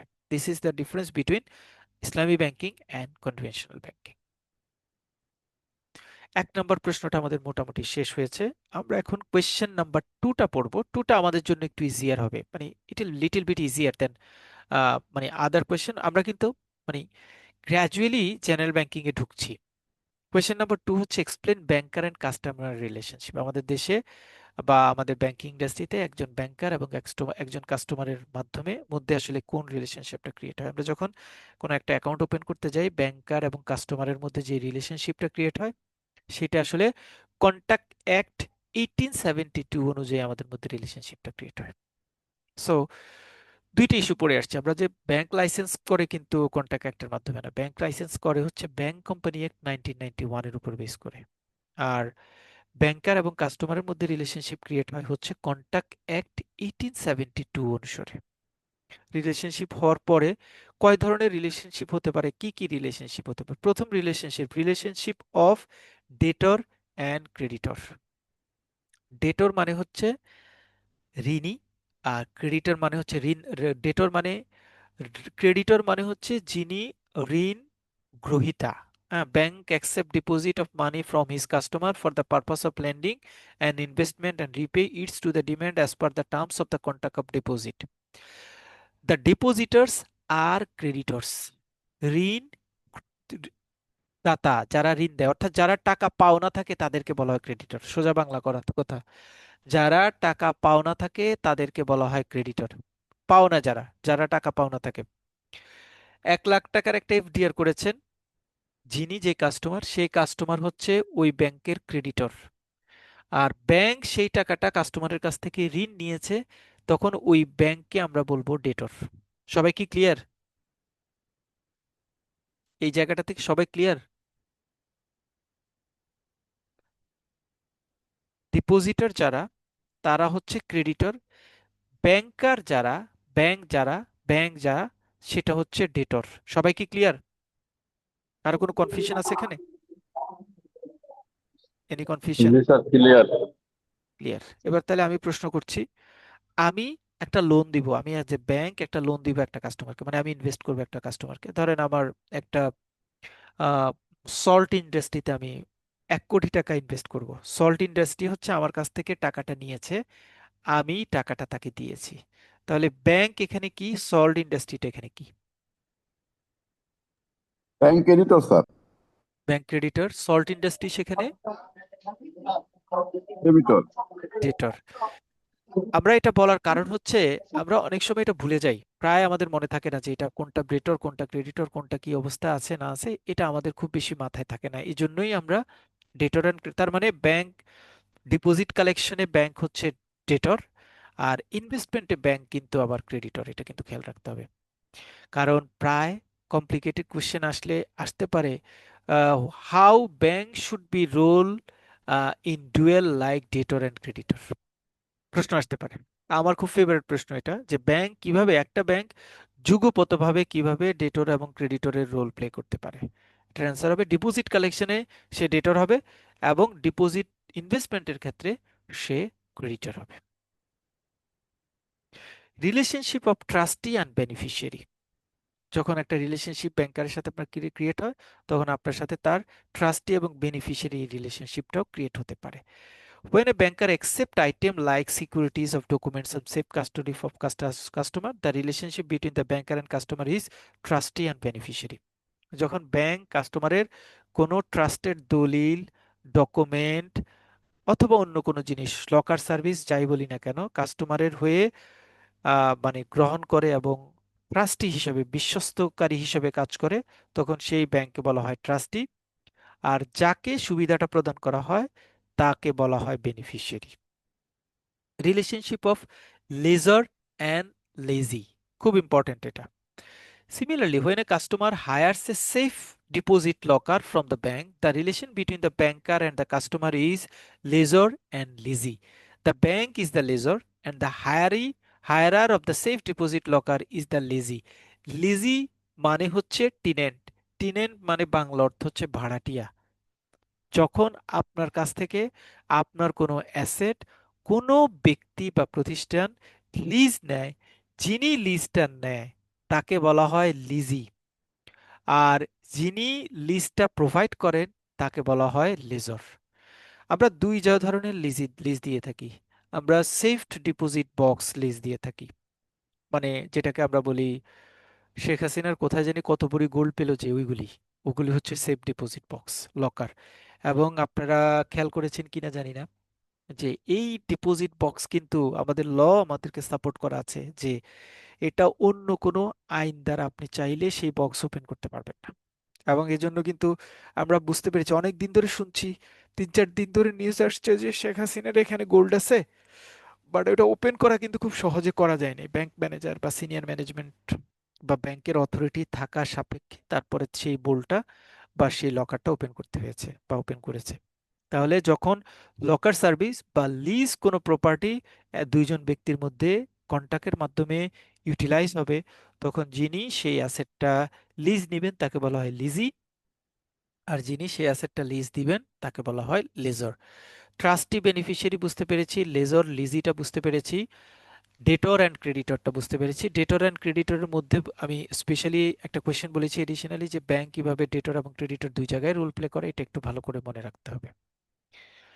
Relationship of principal and agent. আমরা অনেক সময় ব্যাংক, অনেক সময় কাস্টমারের এজেন্ট হিসেবে কাজ করি, করি না? বিভিন্ন জায়গায় কাজ করি। এজেন্ট মানে কাস্টমারের হয়ে কোনো সার্ভিস প্রোভাইড করলে আমরা সেটাকে বলতে পারি এজেন্ট। আমি ক্লিয়ারিং হাউসে কাস্টমার আমাকে ইনস্ট্রাকশন দিয়েছে যে এই চেকটা অমুক ব্যাংকে ক্রেডিট করো, তাহলে আমি তার ইনস্ট্রাকশন ফলো করছি, সে প্রিন্সিপাল, আমি তার এজেন্ট হিসেবে কাজ করছি। অন্য ব্যাংক থেকে আমার এই ফান্ডটা নিয়ে আসো, আমি এজেন্ট হিসেবে তার কাজ করছি। অথবা লেটার অফ ক্রেডিটের প্রসেস করার জন্য ডকুমেন্টে এই প্রসেস করো, আমি তার এজেন্ট হিসেবে কাজ করছি। এই ধরনের রোলে ব্যাংক এবং কাস্টমারের মধ্যে প্রিন্সিপাল এবং এজেন্ট রিলেশনশিপটা ক্রিয়েট হয়। Assigner and assignee. An assigner is a person who transfer his security rights to a lender as a collateral to the money borrowed by him. Assigner and assignee. The transfer of life insurance policy, supply bills, etc. in the name of the bank is example of the assignment. The bank on whose name security rights are transferred by the assigner is called as assignee. খেয়াল করে দেখেন, আমরা অনেক সময় mortgage রাখি না? Mortgage mortgage রাখি মানে কি? ধরেন কেউ একজন আমার কাছ থেকে লোন নিল, কোনো একজন কাস্টমার, আমি তার বাড়িটা আমার ব্যাংকে মর্টগেজ রাখি। এই মর্টগেজ রাখা মানে কি? মর্টগেজ রাখা মানে হচ্ছে বাড়ির যে দলিলটা আছে সেই দলিলটা, যে আমার কাছ থেকে লোন নিচ্ছে সে আমার নামে অ্যাসাইন করে দিচ্ছে। মানে অ্যাসাইন করে দেওয়া মানে আমার নামে ট্রান্সফার করে দিচ্ছে। আমার নামে ট্রান্সফার করে দিলে কি হবে? সে যদি লোনের টাকা পরিশোধ করতে না পারে, আমি এই বাড়িটা বিক্রি করে লোনের টাকাটা অ্যাডজাস্ট করতে পারবো। এই এম্পাওয়ারটাই তো আমাকে দেয়। তাহলে এই এম্পাওয়ারটা সাধারণত যিনি তার এই রাইটটা ট্রান্সফার করে তাকে বলা হয় অ্যাসাইডর, আর যার কাছে ট্রান্সফার করে তার নাম হচ্ছে অ্যাসাইনি। তাহলে the bank on whose name security rights are transferred by the assignor is called assignee. এখানে ব্যাংক হচ্ছে অ্যাসাইনি হিসেবে কাজ করবে লোন বা ফ্ল্যাট এগুলির যখন দলিল নেয় তখন, আর যিনি এটা ট্রান্সফার করে তাকে আমরা বলবো হচ্ছে অ্যাসাইনর। Relationship of bailor and bailee. Bailment refers to a delivery of goods by one person to another for some purpose under a condition that the goods to be returned to depositor when the purpose is accomplished or otherwise deposited of the according to the direction of the person who will deliver the goods. বেইলম্যান রিলেশনশিপটা হচ্ছে না এমন এক ধরনের relationship যে রিলেশনশিপে একজন আরেকজনের কাছে কোনো একটা প্রোডাক্ট গচ্ছিত রাখেন এই মর্মে যে ওই কাজটা শেষ হলে এই প্রোডাক্টটা তাকে ফেরত দেওয়া হবে, অথবা এই কাজটা শেষ হলে প্রোডাক্টটা যেখানে ফেরত দেওয়ার কথা সেই জায়গায় প্রোডাক্টটা ফেরত দেওয়ার কমিটমেন্ট করা হয়। এই কন্ডিশনটাকে বলা হয় বেইলম্যান কন্ডিশন। আমরা একটা এক্সাম্পল পড়ছি। A customer rents a safe deposit box at a bank and place their valuable inside. তাদের মূল্যবান গহনা সেই বক্সে রাখলো। In this scenario the customer is the bailor. Customer হচ্ছে এখানে bailor and the bank is bailee. Bank হচ্ছে এখানে বেইলি। ব্যাংকের রেসপন্সিবিলিটি কি? অমুক ব্যাংকের অমুক ব্রাঞ্চের 327 নম্বর কাউন্টার বা বক্সটা আপনার জন্য আমি সংরক্ষিত রাখলাম সামনের 1 বছর। এইটার মধ্যে যেই প্রোডাক্ট যেটা যেভাবে আছে আমি সেটা গচ্ছিত রাখবো, এবং অন ম্যাচুরিটিতে 1 বছর পরে চাহিদা মাত্র আমি আপনার এই প্রোডাক্ট আপনাকে ফেরত দিয়ে দিব বা ফেরত দিতে বাধ্য থাকবো। এই ধরনের কন্ডিশনটাকে বলা হয় bailment condition. That's all about the role of different banker and customer relationship. এখানে এই রোলটা কিন্তু ইউনিক, বিকজ এই প্রশ্নটা প্রায় পরীক্ষায় আসে, প্রায় আমরা ভুল করি। মানে প্রথম দিকে তো কোনো ঝামেলা হয় না, পরের দিকে গিয়ে যেটা হয় অ্যাসাইনির জায়গায় অ্যাসাইনরকে নিয়ে আসি, বেইলরের জায়গায় বেইলিকে নিয়ে আসি, ট্রাস্টের জায়গায় বেনিফিশিয়ারিকে নিয়ে আসি, মানে হ্যাপহেজার্ড সিচুয়েশনটা ক্রিয়েট হয়। এই সিচুয়েশনগুলি যাতে ক্রিয়েট না হয় সেজন্য একটু খেয়াল করে পড়তে হবে। রোল হচ্ছে ছয়টা: debtor and creditor, trustee and beneficiary, pledger and pledgee, assignor and assignee, bailor and bailee. কারো কোনো কোয়েশ্চেন আছে? Any question?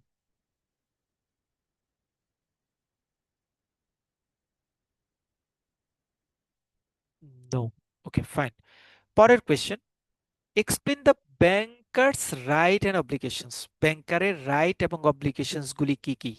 ব্যাংকারের কয় ধরনের রাইটস আছে এবং কয় ধরনের অব্লিগেশনস আছে সেটা নিয়ে আমরা পড়ার চেষ্টা করব। পরের প্রশ্নটা, কোয়েশ্চেন নাম্বার 3। ব্যাংকার্সের রাইটস হচ্ছে মেইনলি চারটা, হ্যাঁ আরো বেশি হতে পারে, 5-6টা আসে অনেক সময়। ব্যাংকারের রাইট হচ্ছে এগুলি: একটা হচ্ছে banker right to lien, bankers right to set up, bankers right to appropriate payment, right to charge interest and commission, right under garnishee order. Total 5টা প্রশ্ন। রাইট টু লিয়েন কথাটার মানে কি? ব্যাংকার্স রাইট টু লিয়েন কথাটার মানে হচ্ছে Leyen করার rights. এখন লিয়েন করা কথাটার মানে কি?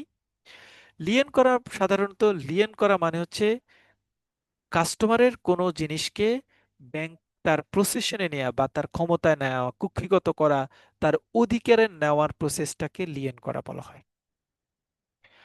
লিয়েন সাধারণত 3 ধরনের লিয়েন হয়: একটা হচ্ছে right of particular lien, right of general lien, আর একটা হচ্ছে ব্যাংকার্স লিয়েন। 3 ধরনের লিয়েন আমরা একটু ভালো করে পড়বো। রাইটস টু পার্টিকুলার লিয়েন যেটা, সেটাকে অনেক সময় অর্ডিনারি লিয়েনও বলা হয়। রাইট অফ জেনারেল লিয়েন যেটা, সেটা হচ্ছে আবার এক ধরনের লিয়েন। ব্যাংকার্স লিয়েন হচ্ছে অ্যানাদার টাইপস অফ লিয়েন। আমরা লিয়েনের 3টা পার্ট এক্সাম্পল দিয়ে পড়বো। প্রথম এক্সাম্পল, রাইট টু পার্টিকুলার লিয়েনটা মানে কি? ধরেন a customer has two FDR amount, BDT 5 lakhs and 3 lakhs at X bank. একটা ব্যাংকে 5 লাখ এবং 3 লাখ টাকা দুইটা এফডিআর আছে, and the customer want to take loan 2 lakh from that bank. Bank সেখান থেকে 2 লাখ টাকার একটা লোন নিতে চাচ্ছে। দুইটা এফডিআর আছে, একটা 5 লাখ, একটা 3 lakh. He wants to give permission the bank take lien the FDR amount 3 lakh, so it is called particular lien. কারণ 2 লাখ টাকা লোন নিবে, এটার এগেনস্টে তার 5 লাখ টাকা 3 লাখ টাকা এফডিআর আছে। সে বলবে যে 2 লাখ টাকা লোনের জন্য তো তোমার সিকিউরিটি 3 লাখ টাকার বেশি লাগে না, সো আমি 3 লাখ টাকার এফডিআরটাই শুধু এই 2 লাখ টাকার এগেনস্টে লিয়েন রাখলাম। তার মানে এই 2 লাখ টাকার কোনো অবর্তমানে 3 লাখ টাকার এফডিআরটা ব্যাংকের রাইট আছে ভেঙে 2 লাখ টাকা অ্যাডজাস্ট করার। কিন্তু 5 লাখ টাকার যেই এফডিআরটা আছে এটাতে কিন্তু ব্যাংক টাচ করতে পারবে না, ব্যাংকের রাইট নেই। যদি সেটা পার্টিকুলার লিয়েন হয়, সেই পার্টিকুলার লিয়েনের ক্ষমতা বলে সে 5 লাখ টাকার এফডিআরটা নিতে পারবে না, ধরতে পারবে না। এটাকে বলা হয় particular Leyen. General Leyen, general Leyen হচ্ছে এমন এক ধরনের লিয়েন যেই লিয়েনে আমার কমন সকল কিছুকে আমি মানে ইয়ে করে দিলাম, লিয়েন করে দিলাম। যেমন আমি একটা এক্সাম্পল দিচ্ছি: imagine a customer has a savings account and a loan within a bank. There has been some securities like stock and bond held by the bank. If the customer default on their loan payment, the bank can use its general lien to retain the customer's security as collateral for the unpaid loan amount, even though the securities were not directly used as collateral for that specific loan. The bank can also be used the general lien to retain funds in customer savings account if they are not default in on any their debt to the bank. অর্থাৎ উপরের এক্সাম্পলটাকে যদি আমি বলি যে 5 লাখ 3 লাখ আছে, 2 লাখ টাকার জন্য আমি কোনো স্পেসিফাইড করলাম না 3 লাখ টাকার লিয়ে। আমার যখন এই 2 লাখ টাকা সে নিয়েছে, নেওয়ার পরে যে কম জেনারেল লিয়ান থাকলে আমি যে কোনো এফডিআর থেকেই সেটাকে অ্যাডজাস্ট করতে পারি, এটা স্পেসিফাইড হবে না। জেনারেল থাকলে, জেনারেল ক্যাটাগরিতে পড়লে সেটাকে আমরা বলবো general লিয়ান। Bankers লিয়ান, it is important, পরীক্ষায় এটা আসে, এটা খুব ইম্পর্টেন্ট, এটা কিন্তু পরীক্ষায় আসে। পার্টিকুলারি লিয়েনটা কি আবার একটু বলা যাবে? পার্টিকুলার লিয়েনটা হচ্ছে স্পেসিফিক লাইবিলিটির এগেনস্টে কাস্টমারই ডিক্লারেশন দিয়ে দিবে স্পেসিফিক অ্যাসেট। ঠিক আছে, কাস্টমার নিজেই বলে দিবে যে আমার এই 2 লাখ টাকার এফডিআর মানে লোনের জন্য আমি 5 লাখ টাকার এফডিআরটা লিয়েন করছি, অথবা 2 লাখ 3 লাখ টাকার এফডিআরটা লিয়েন করছি অথবা এই প্রোডাক্টটা লিয়েন করছি, তাহলে ওই কাস্টমার যদি ডিফল্ট হয়, যে লোনটা নিয়েছে সেটা যদি ডিফল্ট হয়, সেই ডিফল্টের অংশটাকে মানে রিকভারি করার জন্য ওই স্পেসিফিক যেটাকে লিয়েন রাখা হয়েছে তার মাধ্যমেই সেটা রিকভারি করা হবে।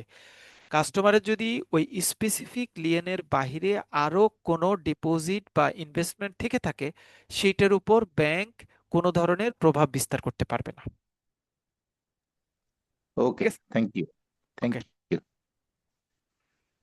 আমরা এখন পড়ছি ব্যাংকার্স লিয়েন। ব্যাংকার্স লিয়েনটা খুব ইম্পর্টেন্ট। এক্সাম্পল পড়ি আমরা। A customer has an FDR of 5 lakhs, no marks as lien, বলা নাই যে 5 লাখ টাকা এফডিআর করছে এটা at bank. He has given a collateral for enjoying a loan facility from that bank. ধরেন একটা কাস্টমারের একটা ব্যাংকের কাছ থেকে, খেয়াল করবেন আমি এক্সাম্পলটা একটু ডিটেল বলছি। আমার একটা ফ্ল্যাট আছে, ফ্ল্যাটের বর্তমান মূল্য হচ্ছে 30 লাখ টাকা। মানে ব্যাংক আইডেন্টিফাই করলো যে ফর সেল ভ্যালু এই ফ্ল্যাটের 30 লাখ টাকা। কাস্টমার আমার কাছ থেকে একটা লোন নিয়েছে 25 লাখ টাকা। ইন দ্য মিন টাইম এই ফ্ল্যাটটা আমার কাছে সে লিয়েন রেখেছে বা মর্টগেজ রেখেছে। এর পাশাপাশি ওই কাস্টমারের সাথে আমার সুসম্পর্ক হিসেবে কাস্টমারের আমার কাছে একটা 5 লাখ টাকার এফডিআর আছে। কাস্টমার যখন আমার সাথে লোনটা নিয়েছে 25 লাখ টাকা, তখন তো আমি ফোর সেল ভ্যালু দিয়ে রিকগনাইজ করে দেখেছি যে এই ফ্ল্যাটের সেল ভ্যালু হচ্ছে 30 লাখ। সো আমার লস হবে না। কোনো কারণে ফরচুনেট হোক আনফরচুনেট হোক, যখন কাস্টমার ওই রিপেমেন্ট করতে গিয়েছে লোনের, সে রিপেমেন্ট প্রপার ওয়েতে করতে পারছে না। এটা আমার লং লাস্টিং কেস ইত্যাদি ইত্যাদি করে এটা সলিউশন করতে গিয়ে একটা সময় ফ্ল্যাটটা আমার সেল করার মতো অবস্থায় যেতে হয়েছে। ফ্ল্যাটটা সেল করতে গিয়ে আমি দেখতে পেলাম যে আগে ফ্ল্যাটের যেই পরিমাণ পোটেনশিয়ালিটি ছিল, এখন ফ্ল্যাটের সেই পরিমাণ পোটেনশিয়ালিটিটা নাই। সে ফর এক্সাম্পল, ফ্ল্যাটটা ছিল একটা রাস্তার ঠিক পাশে। এখন রাস্তার ধরেন 15 ফিট রাস্তার ঠিক পাশে। 15 ফিট রাস্তার ঠিক পাশে থাকার কারণে তখন আমি দেখেছি যে যে কোনো কাস্টমারকে বললেই এই ফ্ল্যাটটা কিনে নিবে, এরকম অবস্থা ছিল। 1 বছর 2 বছর পরে একটা গুঞ্জন উঠলো ওই 15 ফিট রাস্তা 20 ফিট রাস্তা হয়ে যাবে। সো তার আশপাশে যে ফ্ল্যাটগুলি বা যা বাড়িগুলি আছে সেগুলি ভাঙার পসিবিলিটি আছে। আমাদের কিন্তু ফ্রিকুয়েন্টলি এই ঘটনাগুলি ঘটে, ভাঙার পসিবিলিটি আছে। এই ভাঙার পসিবিলিটিটা মার্কেটে খুব ছড়িয়ে গেছে। এলাকায় যারা থাকে, আশেপাশে যারা থাকে, ওই এই রাস্তাটা তো আরো বড়, এটা কিন্তু ফ্রিকুয়েন্টলি হয়, এই রাস্তাটা তো আরো বড় করবে, এই রাস্তাটা তো এরকম এরকম হবে, সবার মধ্যে কিন্তু এটা জানাশোনা হয়ে যায়। যখন রাস্তা বড় করার অপশন আসছে, তখন যখন আমি এই ফ্ল্যাটটা বিক্রি করতে গিয়েছি, এবার অন্য অন্যজন চিন্তা করছে না, এটা যদি ভাঙা পড়ে যায় তাহলে কতটুকু কমে যায়, আরো হ্যাসেল ভ্যাসেল হবে, এই ফ্ল্যাটটা এখন আমি আসলে নিতে চাচ্ছি না বা নেওয়া যাবে না। অটোমেটেড আপনার কাস্টমার কমে গেল। দেখা গেল 30 লাখ টাকার ওই ফ্ল্যাট আপনি এখন সেল করতে পারছেন 22 লাখ টাকা, 23 লাখ টাকা। হতে পারে ঘটনা, আবার উল্টা ঘটনা হতে পারে যে আপনার 10 ফিট রাস্তা হঠাৎ করে রাস্তাটা 17 ফিট, 18 ফিট, 20 ফিট রাস্তা করে ফেললো। আপনি দেখলেন যে আপনার জায়গা যেটা 30 লাখ টাকা জায়গা, সেটা 60 লাখ টাকা হয়ে গেছে। পদ্মা ব্রিজের এই পাড়ের আর ওই পাড়ের জায়গার কথা একদম রাতে রাতে চেঞ্জ। ধরেন 5 লাখ টাকা যে কাঠা, যে জমির কাঠা ছিল ধরেন 40,000 টাকা, সেটা জাস্ট ব্রিজটা হওয়ার প্ল্যান হলো, সাইন হলো, ব্রিজের কাজ শুরু হবে, ওই কাঠার দামই হয়ে গেল 4 লাখ টাকা। মানে 30 গুণ দাম বাড়ছে, এরকম একদম প্র্যাকটিক্যাল আমি দেখে আসছি, আমার এক্সাম্পল চোখের সামনে। এখন আমাদের এই এক্সাম্পলে দেখলাম যে লোন নিয়েছে 25 লাখ, সবকিছু ঠিকঠাক ভাবে, আমি এটা 30 লাখে সেল করার কথা ছিল, সেল করতে গিয়ে এটা সেল করেছি 23 লাখ টাকা। ইন দ্য মিন টাইম আমি জানি আমার কাস্টমারের 5 লাখ টাকার একটা এফডিআর আমার কাছে আছে। কাস্টমার তার কমিটমেন্ট ব্রিচ করেছে, সে প্রপার ওয়েতে আমাকে ফান্ড দিতে পারে নাই। এখন আমি, I have A banker, I have A right to settle the deposit from that FDR. এটাই হচ্ছে ব্যাংকারের রাইট, যে আমি, সে ওই 5 লাখ টাকা কিন্তু আমার এখানে লিয়েন করে নাই, সে লিয়েন করেছে তার ফ্ল্যাট। বাট আমি যখন তার ডিফল্টের জন্য, তার নেগলিজেন্সির জন্য যখন আমি দেখলাম যে এটা লোনটা রিকভারি করতে গিয়ে তার যে কোলেটারাল দিয়ে কাভার না হলে, কোলেটারাল বাহিরে অন্য কোনো অ্যাসেট যদি ব্যাংকের কাছে সংরক্ষিত থাকে, ব্যাংকার তার নিজের লিয়েনের ক্ষমতা বলে সেইটা সেটেল করে বা সেটা বিক্রি করে তার লোনটা অ্যাডজাস্ট করতে পারবে উইদাউট পারমিশন অফ কাস্টমার। এইটা হচ্ছে ইম্পর্ট্যান্ট। মানে এটা হচ্ছে মানে ব্যাংকারকে এম্পাওয়ার দেওয়া হয়েছে, ব্যাংকার চাইলে সেটা হোল্ড করতে পারে, অথবা কাস্টমার সেটা হোল্ড করতে পারে যে তুমি এফডিআরটা ভাঙতে পারবা না আমার লোনটা রিকভারি না করা পর্যন্ত। তুমি আমার লোন দিয়ে দিবা, দেন আমি এফডিআরটা ভেঙে দিব। আর যদি আমার লোন দিতে না পারো তাহলে আমি এফডিআরটা এখান থেকে সেটেল করে লোনটা রিকভারি করে ফেলবো। এই যে এম্পাওয়ার, এই যে সিস্টেম, এই প্রসেসটাকে বলা হয় ব্যাংকার্স লিয়েন। সো ব্যাংকার্স লিয়েনটা কিন্তু খুবই, মানে ডেলিভারেটলি খুব ইম্পর্ট্যান্ট। নেক্সট কোয়েশ্চেন, নেক্সটের আরেকটা রাইট হচ্ছে bankers right to set up. Sir I have a question sir. Yeah please. Sir zero lien নামে কি কোনো কিছু আছে sir? Zero lien zero banker. Lien, হ্যাঁ, জিরো লিয়েন আছে, জিরো লিয়েন আছে। জিরো লিয়েন নর্মালি আমরা যখন আমরা যখন ধরেন ক্রেডিটের পার্টের সাথে যারা জড়িত আর কি, ক্রেডিটের পার্টের সাথে যারা মানে ক্রেডিটের পার্টে যারা পড়াশোনা করেন বা ক্রেডিটের সাথে যারা জড়িত আছেন, ওই ওই ওই জায়গার সাথে জিরো লিয়েনের ইস্যুটার সাথে একটা মানে সম্পর্ক থাকে। যে জিরো লিয়েন বলতে কি বোঝা, বা জিরো লিয়েনের ইস্যুটা সাধারণত ক্রেডিটের সাথে ইন্টার রিলেশন থাকে জিরো লিয়েনের ইস্যুটা। নর্মালি জিরো লিয়েন এটাকে ধরেন অনেক জায়গায় নো লিয়েনও বলা হয়। না, নো লিয়েন কথাটার মানে হচ্ছে যদি কোনো অ্যাসেট, মানে যদি কোনো অ্যাসেট বা কোনো ইনভেস্টমেন্ট, যদি সেইটার এগেনস্টে কোনো লিগ্যাল কোনো অব্লিগেশনস না থাকে, মানে এটাতে লিগ্যাল কোনো অব্লিগেশনস নাই, কোনো লাইবিলিটির আন্ডারে সেটা না পড়ে, যদি এরকম কোনো ইস্যুস ক্রিয়েট হয়, তখন সেটাকে আমরা বলি জিরো লিয়েন, বা এটাকে বলি আমরা নো লিয়েন। অর্থাৎ যেটা কোনো লিয়েনের আন্ডারে পড়ে না, অথবা ফেলানো হয় না, ফেলানো হয়নি, সেটাকে আমরা বলবো জিরো লিয়েন। মানে যেটা ফ্রেশ টাইটেল, অর্থাৎ এটা কারো কোনো ধরনের অব্লিগেশনস এর আন্ডারে পড়া নাই, এই টাইপের লিয়েনকে বলা হয় জিরো লিয়েন। মানে যেটাতে কোনো লিয়েন থাকে না সেটাই আসলে জিরো লিয়েন বা নো লিয়েন হিসেবে সেটাকে ট্রিট করা হয়। Good question. Bankers right to set up.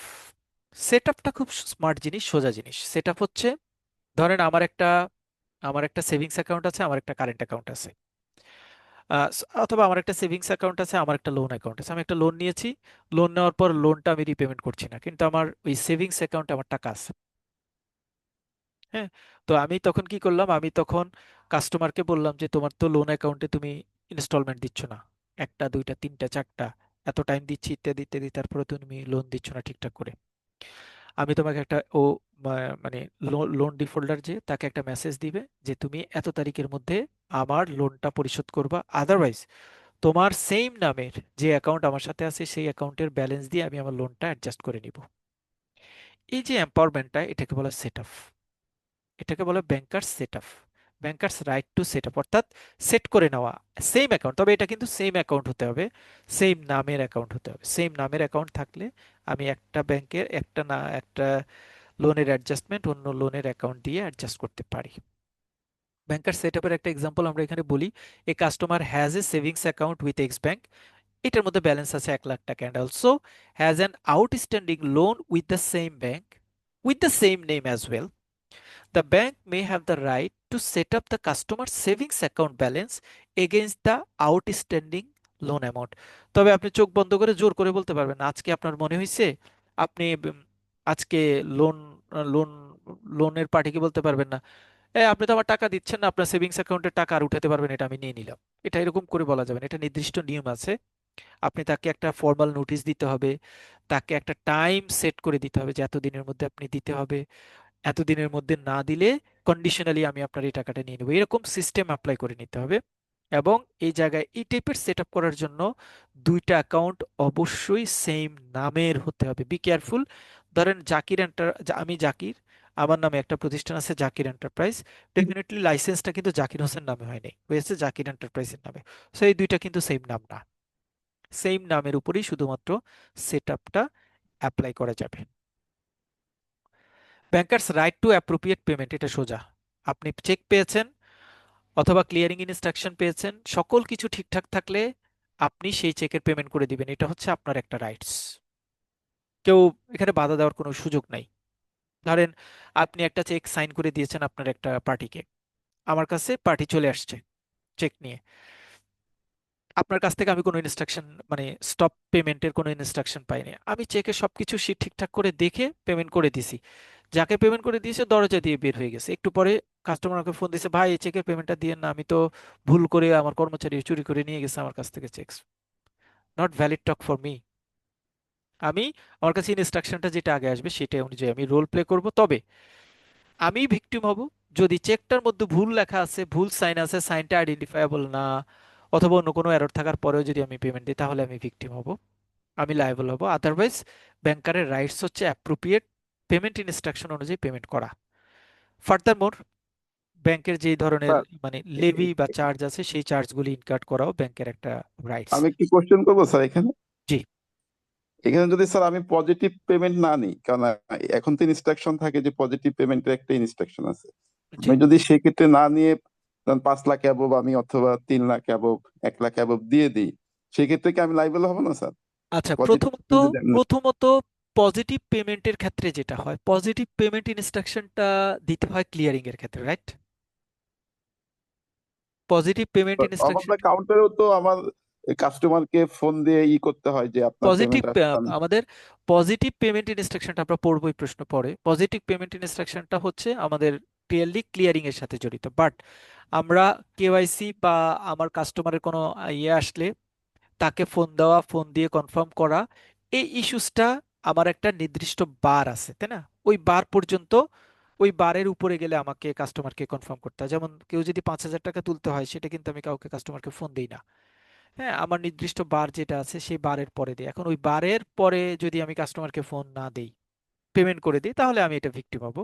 কিন্তু বারের আগ পর্যন্ত যদি আমি কাস্টমারকে, আমার যদি মানে ল বলে যে ফোন দেওয়ার দরকার নেই, আমি তখন ফোন দিলাম না, সেটার জন্য কিন্তু আমি লায়াবল হব না। ঠিক আছে? Next question, next part. যে কোনো ধরনের চার্জ, ইনকার্ড, কমিশন যা আছে এটা নেওয়ার রাইট আছে ব্যাংকে। যেমন এসএমএস ব্যাংকিং আপনাকে কিন্তু বলে না এই যে ডিসেম্বরের 1 তারিখে, জানুয়ারির 1 তারিখে 2-3টে মোবাইলে মেসেজ পাচ্ছেন না, এসএমএস ব্যাংকিং এর জন্য 115 টাকা কাটা হলো, এটার জন্য এত টাকা কাটা হলো, এটার জন্য এত টাকা কাটা হলো, আপনাকে কিন্তু জানায় না, আপনার অ্যাকাউন্ট অটো ডেবিট করে ফেলে। এটা ব্যাংকের রাইট।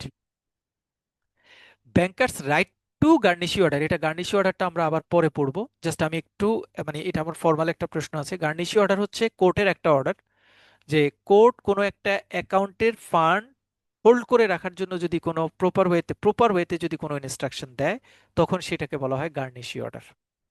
মানে কোর্ট আপনাকে বলছে যে এই অ্যাকাউন্টের ট্রানজ্যাকশন ফার্দার আমার ইনস্ট্রাকশন পাওয়ার আগ পর্যন্ত করা যাবে না। এই অর্ডারটা ফলো করাটা হচ্ছে ব্যাংকের আরেকটা রাইট। এই অর্ডারটা ফলোটা করাকে বলা হয় bankers right to garnishee order. এই 5টা হচ্ছে ব্যাংকারের রাইট। ব্যাংকারের অব্লিগেশনস কি? ব্যাংকারের অব্লিগেশনস হচ্ছে banker obligations to honour customer cheque honour করা, bankers liability for wrongful dishonour of cheque, যদি রংফুলি ডিসঅনার করে, রংফুলি ডিসঅনার করা, banker obligation to maintain secrecy of কাস্টমারের সিক্রেসি মেনটেন করা, কাস্টমার আপনার কাছে যে ইনফরমেশন দিচ্ছে, অ্যাকাউন্ট ব্যালেন্স ইত্যাদি ইত্যাদি, এগুলি সিক্রেসি মেনটেন করা, bankers obligation to maintain proper records, 5 years পর্যন্ত যে কোনো ট্রানজ্যাকশনে 5 ইয়ার্স পর্যন্ত রেকর্ড মেনটেন করার কথা আমাদের সেন্ট্রাল ব্যাংকের রেগুলেশনস অনুযায়ী বলা আছে। সে অনুযায়ী সকল কিছু প্রপার ওয়েতে মেনটেন করাটাকে ব্যাংকার্স অব্লিগেশনস এর পার্ট হিসেবে আমরা ধরবো। এটা সোজা প্রশ্ন। When banker and customer relationship would be terminated, কখন একজন ব্যাংকার এবং কাস্টমারের রিলেশনশিপটা ব্রিচ হয়, ভেঙে যায়, টার্মিনেট হয়? কাস্টমার রিকোয়েস্ট করলে, আনক্লেম ডিপোজিট অ্যাকাউন্টের ক্ষেত্রে হয়। আনক্লেম ডিপোজিট অ্যাকাউন্ট কি সেটা আমরা একটু পরে পড়বো, নেক্সট ক্লাসে হয়তো পড়বো ইনশাল্লাহ। ডেথ অফ কাস্টমার মৃত্যুবরণ করলে, ইনস্যানিটি অফ দ্য কাস্টমার কোনো কারণে পাগল দৈলিয়া হয়ে গেলে, আনডিজারেবল অফ কাস্টমার কোনো কারণে মানে অপ্রকৃতিস্থ হয়ে গেলে, attachment order issued by the income tax authority যদি কোনো লেটার ইস্যু করে আমাদেরকে রিলেশনশিপটা ব্রিচ করতে বলে, তখন তার মাধ্যমে হয়, অথবা গার্নিশি অর্ডারের মাধ্যমে এটা হতে পারে। Explain the different parties of cheque, একটা চেকে কয় ধরনের পার্টি থাকে আমরা জানি। একটা চেককে যদি আমরা দেখানোর চেষ্টা করি, দিস ইজ দ্য চেক। একটা চেকে সাধারণত 3 ধরনের পার্টি থাকে। যে চেকটা সাইন করে তাকে বলা হয় ড্রয়ার, যাকে আমরা পেমেন্ট করি তার নাম হচ্ছে পেই, যেই ব্যাংকের মাধ্যমে পেমেন্ট দিই তাকে বলা হয় ড্রয়ি। খুব ভালো করে বুঝি, কোনো জায়গায় কোনো সমস্যা নাই, একদম আমার চেয়ে আপনারা ভালো বুঝেন, অথবা আপনাদের চেয়ে, মানে এটা পৃথিবীতে উল্টায় না, পরীক্ষার হলে আসলে উল্টে যায়। পরীক্ষার হলে উল্টে যায় কি, এই ড্রয় হবে না ড্রয়ই হবে, এটা না একটু প্যাচে পড়ে যাবে। যে সাইন করে সে কি ড্রয়ি না ড্রয়ার? সবার ক্ষেত্রে কিন্তু এই কনফিউশনটা হয়, সো এই কনফিউশনটা রাখা যাবে না। যে ড্রয়ার হচ্ছে যে সাইন করে, ড্রই হচ্ছে যে ব্যাংকে চেকটা সাবমিট করা হয়, পেই হচ্ছে যিনি আলটিমেটলি পেমেন্টটা পান তাকে বলা হয় পেই। সো একটা চেকের তিনটা পার্টি, সেই তিনটা পার্টি কি কি এখানে আমরা একটু দেখানোর চেষ্টা করেছি। Question number 6, what are the responsibility of collecting bank? একজন একটা কালেক্টিং ব্যাংকের রেসপন্সিবিলিটি কি? কালেক্টিং ব্যাংক হচ্ছে যে কালেকশনের দায়িত্ব পালন করে। আপনারা হরহামেশায় দেখেন যে অনেক সময় প্রশ্ন চেঞ্জ করে আসে, উল্টাপাল্টা করে আসে, যে মানে ডিরেক্ট প্রশ্নটাকে একটু ইনডিরেক্ট করে দিতে পারে। যেমন আমরা 6 নম্বর কোয়েশ্চেনটাকে একটু ইনডিরেক্ট করে দিলাম। আমি লিখলাম, you are mister X working as a clearing officer in P bank. আপনি এক্স পি ব্যাংকে আপনি কাজ করছেন। One of your customer Jack give you a cheque mentioning drawee bank is Q bank for arranging fund 25,000 Q Bank and make deposit in Jack's account in P Bank. Write the role of X and highlight his responsibility. মানে আপনি P ব্যাংকে কাজ করছেন, আপনার কাছে একটা check আসছে, আপনার একটা কাস্টমার, আপনার কাস্টমার বলছে যে এই চেকটা ওই ব্যাংক থেকে কালেকশন করে তার অ্যাকাউন্টে জমা দেওয়ার। তাহলে আপনি ব্যাংকার হিসেবে কোন রোল প্লে করছেন? আপনি কালেক্টিং ব্যাংকের রোল প্লে করছেন। ওই ব্যাংকের রেসপন্সিবিলিটিটা এখানে ব্যাখ্যা করতে বলেছে। মানে কালেক্টিং ব্যাংকটা কিন্তু সরাসরি বলেনি, একটা সিনারিও দাঁড় করিয়ে দিয়েছে যে এই সিনারিওতে ওই ব্যাংক কি, সেই ব্যাংকের রোল অনুযায়ী তার রোলটা প্লে করে।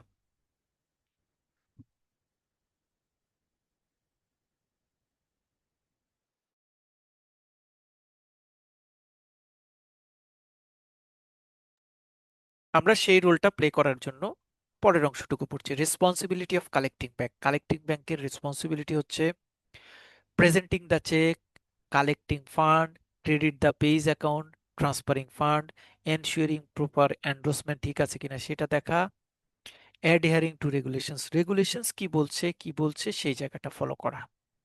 সোজা প্রশ্ন। সাবসিকুয়েন্টলি যিনি পেমেন্ট করবেন তার রোল কি থাকবে? যিনি পেমেন্ট করবে, what are the responsibility of paying bank? যে পে করবে তার রেসপন্সিবিলিটি কি? পেমেন্ট ভ্যালিডিটি আছে কিনা, যে চেকে পেমেন্ট দিচ্ছে সেটার ভ্যালিডিটি আছে কিনা, সাফিসিয়েন্ট ফান্ড আছে কিনা, ক্রস এন্ডোর্সমেন্টের কোনো ইস্যু আছে কিনা, লাইবিলিটির অন্য কোনো এরর আছে কিনা, যে কাস্টমারের কোনো ফান্ড এখন উইথড্র করা যাবে না, এরকম কোনো ইস্যুস আছে কিনা, কমপ্লাইং উইথ ল এনফোর্সমেন্ট অথরিটির যে নিয়ম নীতি আছে সেগুলি প্রপার হইতে পালন করা হচ্ছে কিনা, এইটা দেখানোর চেষ্টা করা হয়। এটা হচ্ছে complying with law. So collecting bank এবং প্রেজেন্টিং ব্যাংকের রোল, দুইটা প্রশ্ন আছে 6 আর 7, এই দুইটা প্রশ্ন নিয়ে আমরা আলোচনা করেছি। লাস্ট আমাদের একটা রিভিউ টেস্ট নিয়েছি, 5টা কোয়েশ্চেন দেওয়া, এটা আপনারা নিজেরা দেখেন বুঝেন। Merchant bank are govern by, merchant bank আমরা শুরুর দিকে পড়ে আসছিলাম, এটা বাংলাদেশ সিকিউরিটি অ্যান্ড এক্সচেঞ্জ কমিশনের মাধ্যমে লাইসেন্স প্রাপ্ত হয়। প্রশ্ন করছি এখন আমি আপনার প্রশ্ন করছি, ইনভেস্টমেন্ট ব্যাংক কার মাধ্যমে লাইসেন্স প্রাপ্ত হয়? ইনভেস্টমেন্ট ব্যাংক কেউ কি বলতে পারবেন? মার্চেন্ট ব্যাংক তো বাংলাদেশ সিকিউরিটি অ্যান্ড এক্সচেঞ্জ কমিশনের মাধ্যমে হয়। ইনভেস্টমেন্ট ব্যাংক কার মাধ্যমে হয়? আমরা পড়েছিলাম প্রথম দিকে, মার্চেন্ট ব্যাংক এবং investment bank both bank are license are will receive licence from Bangladesh security and exchange commission. Full pledge Islami bank, এটা আমাদের জন্য এখন change. Any non bank financial institution received demand deposit, কোন নন ব্যাংক ফাইন্যান্সিয়াল ইনস্টিটিউশন কি deposit নিতে পারে কাস্টমারের কাছ থেকে? অ্যান্সার কি হবে? No. How many parties are involve in cheque? চেকে কয়টা পার্টি ইনভলভ থাকে? চেকে 3টা পার্টি ইনভলভ থাকে। কারা কারা? Draw, pay and drawer. গার্নিশি order কি? গার্নিশি অর্ডার হচ্ছে একটা কোর্ট অর্ডার, যে কোর্ট অর্ডারের মাধ্যমে কোর্ট আপনাকে বলবে যে এই ট্রানজেকশনটা এখন করা যাবে না, অথবা ফার্দার ইনস্ট্রাকশন পাওয়ার আগ পর্যন্ত এটা হোল্ড করে। That's all about our today's class. আজকে আমরা 7টা প্রশ্ন পড়েছি। আপনাদের যে কম্পাইল জেনারেল ব্যাংকিং এর যে সলিউশন বা সাজেশনটা বা কোয়েশ্চেন ব্যাংক থাকবে, সেখানে সকল কোয়েশ্চেনকে আমরা অ্যাড করব। আর ব্যাংকিং ওই যে প্রথম প্রশ্নের কিছু জায়গায় একটু চেঞ্জ আসবে, যেমন সম্মিলিত ইসলামী ব্যাংক বা এই পার্টগুলিকে আমরা নতুন করে অ্যাড করব।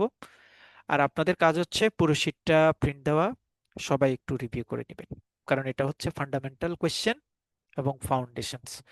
নেক্সট ক্লাস নেক্সট ফ্রাইডেতে আমরা অ্যাকাউন্ট ওপেনিং প্রসেস নিয়ে আলোচনা করব, different types of account opening নিয়ে কথা বলবো, আনক্লেম ডিপোজিট অ্যাকাউন্টের ইস্যুসগুলি নিয়ে কথা বলবো, অর্থাৎ জেনারেল ব্যাংকিং এ ফার্দার আমাদের এসকেলেশনটা আমরা কভার করব।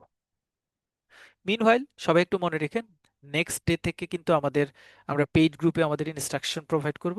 নর্মাল আমাদের এক্সেসিভ যে গ্রুপটা আছে, জেনারেল গ্রুপ, সেই গ্রুপটাতে আমরা আর আমাদের মানে জুম লিংক, রেকর্ডিং এইগুলি প্রোভাইড করব না।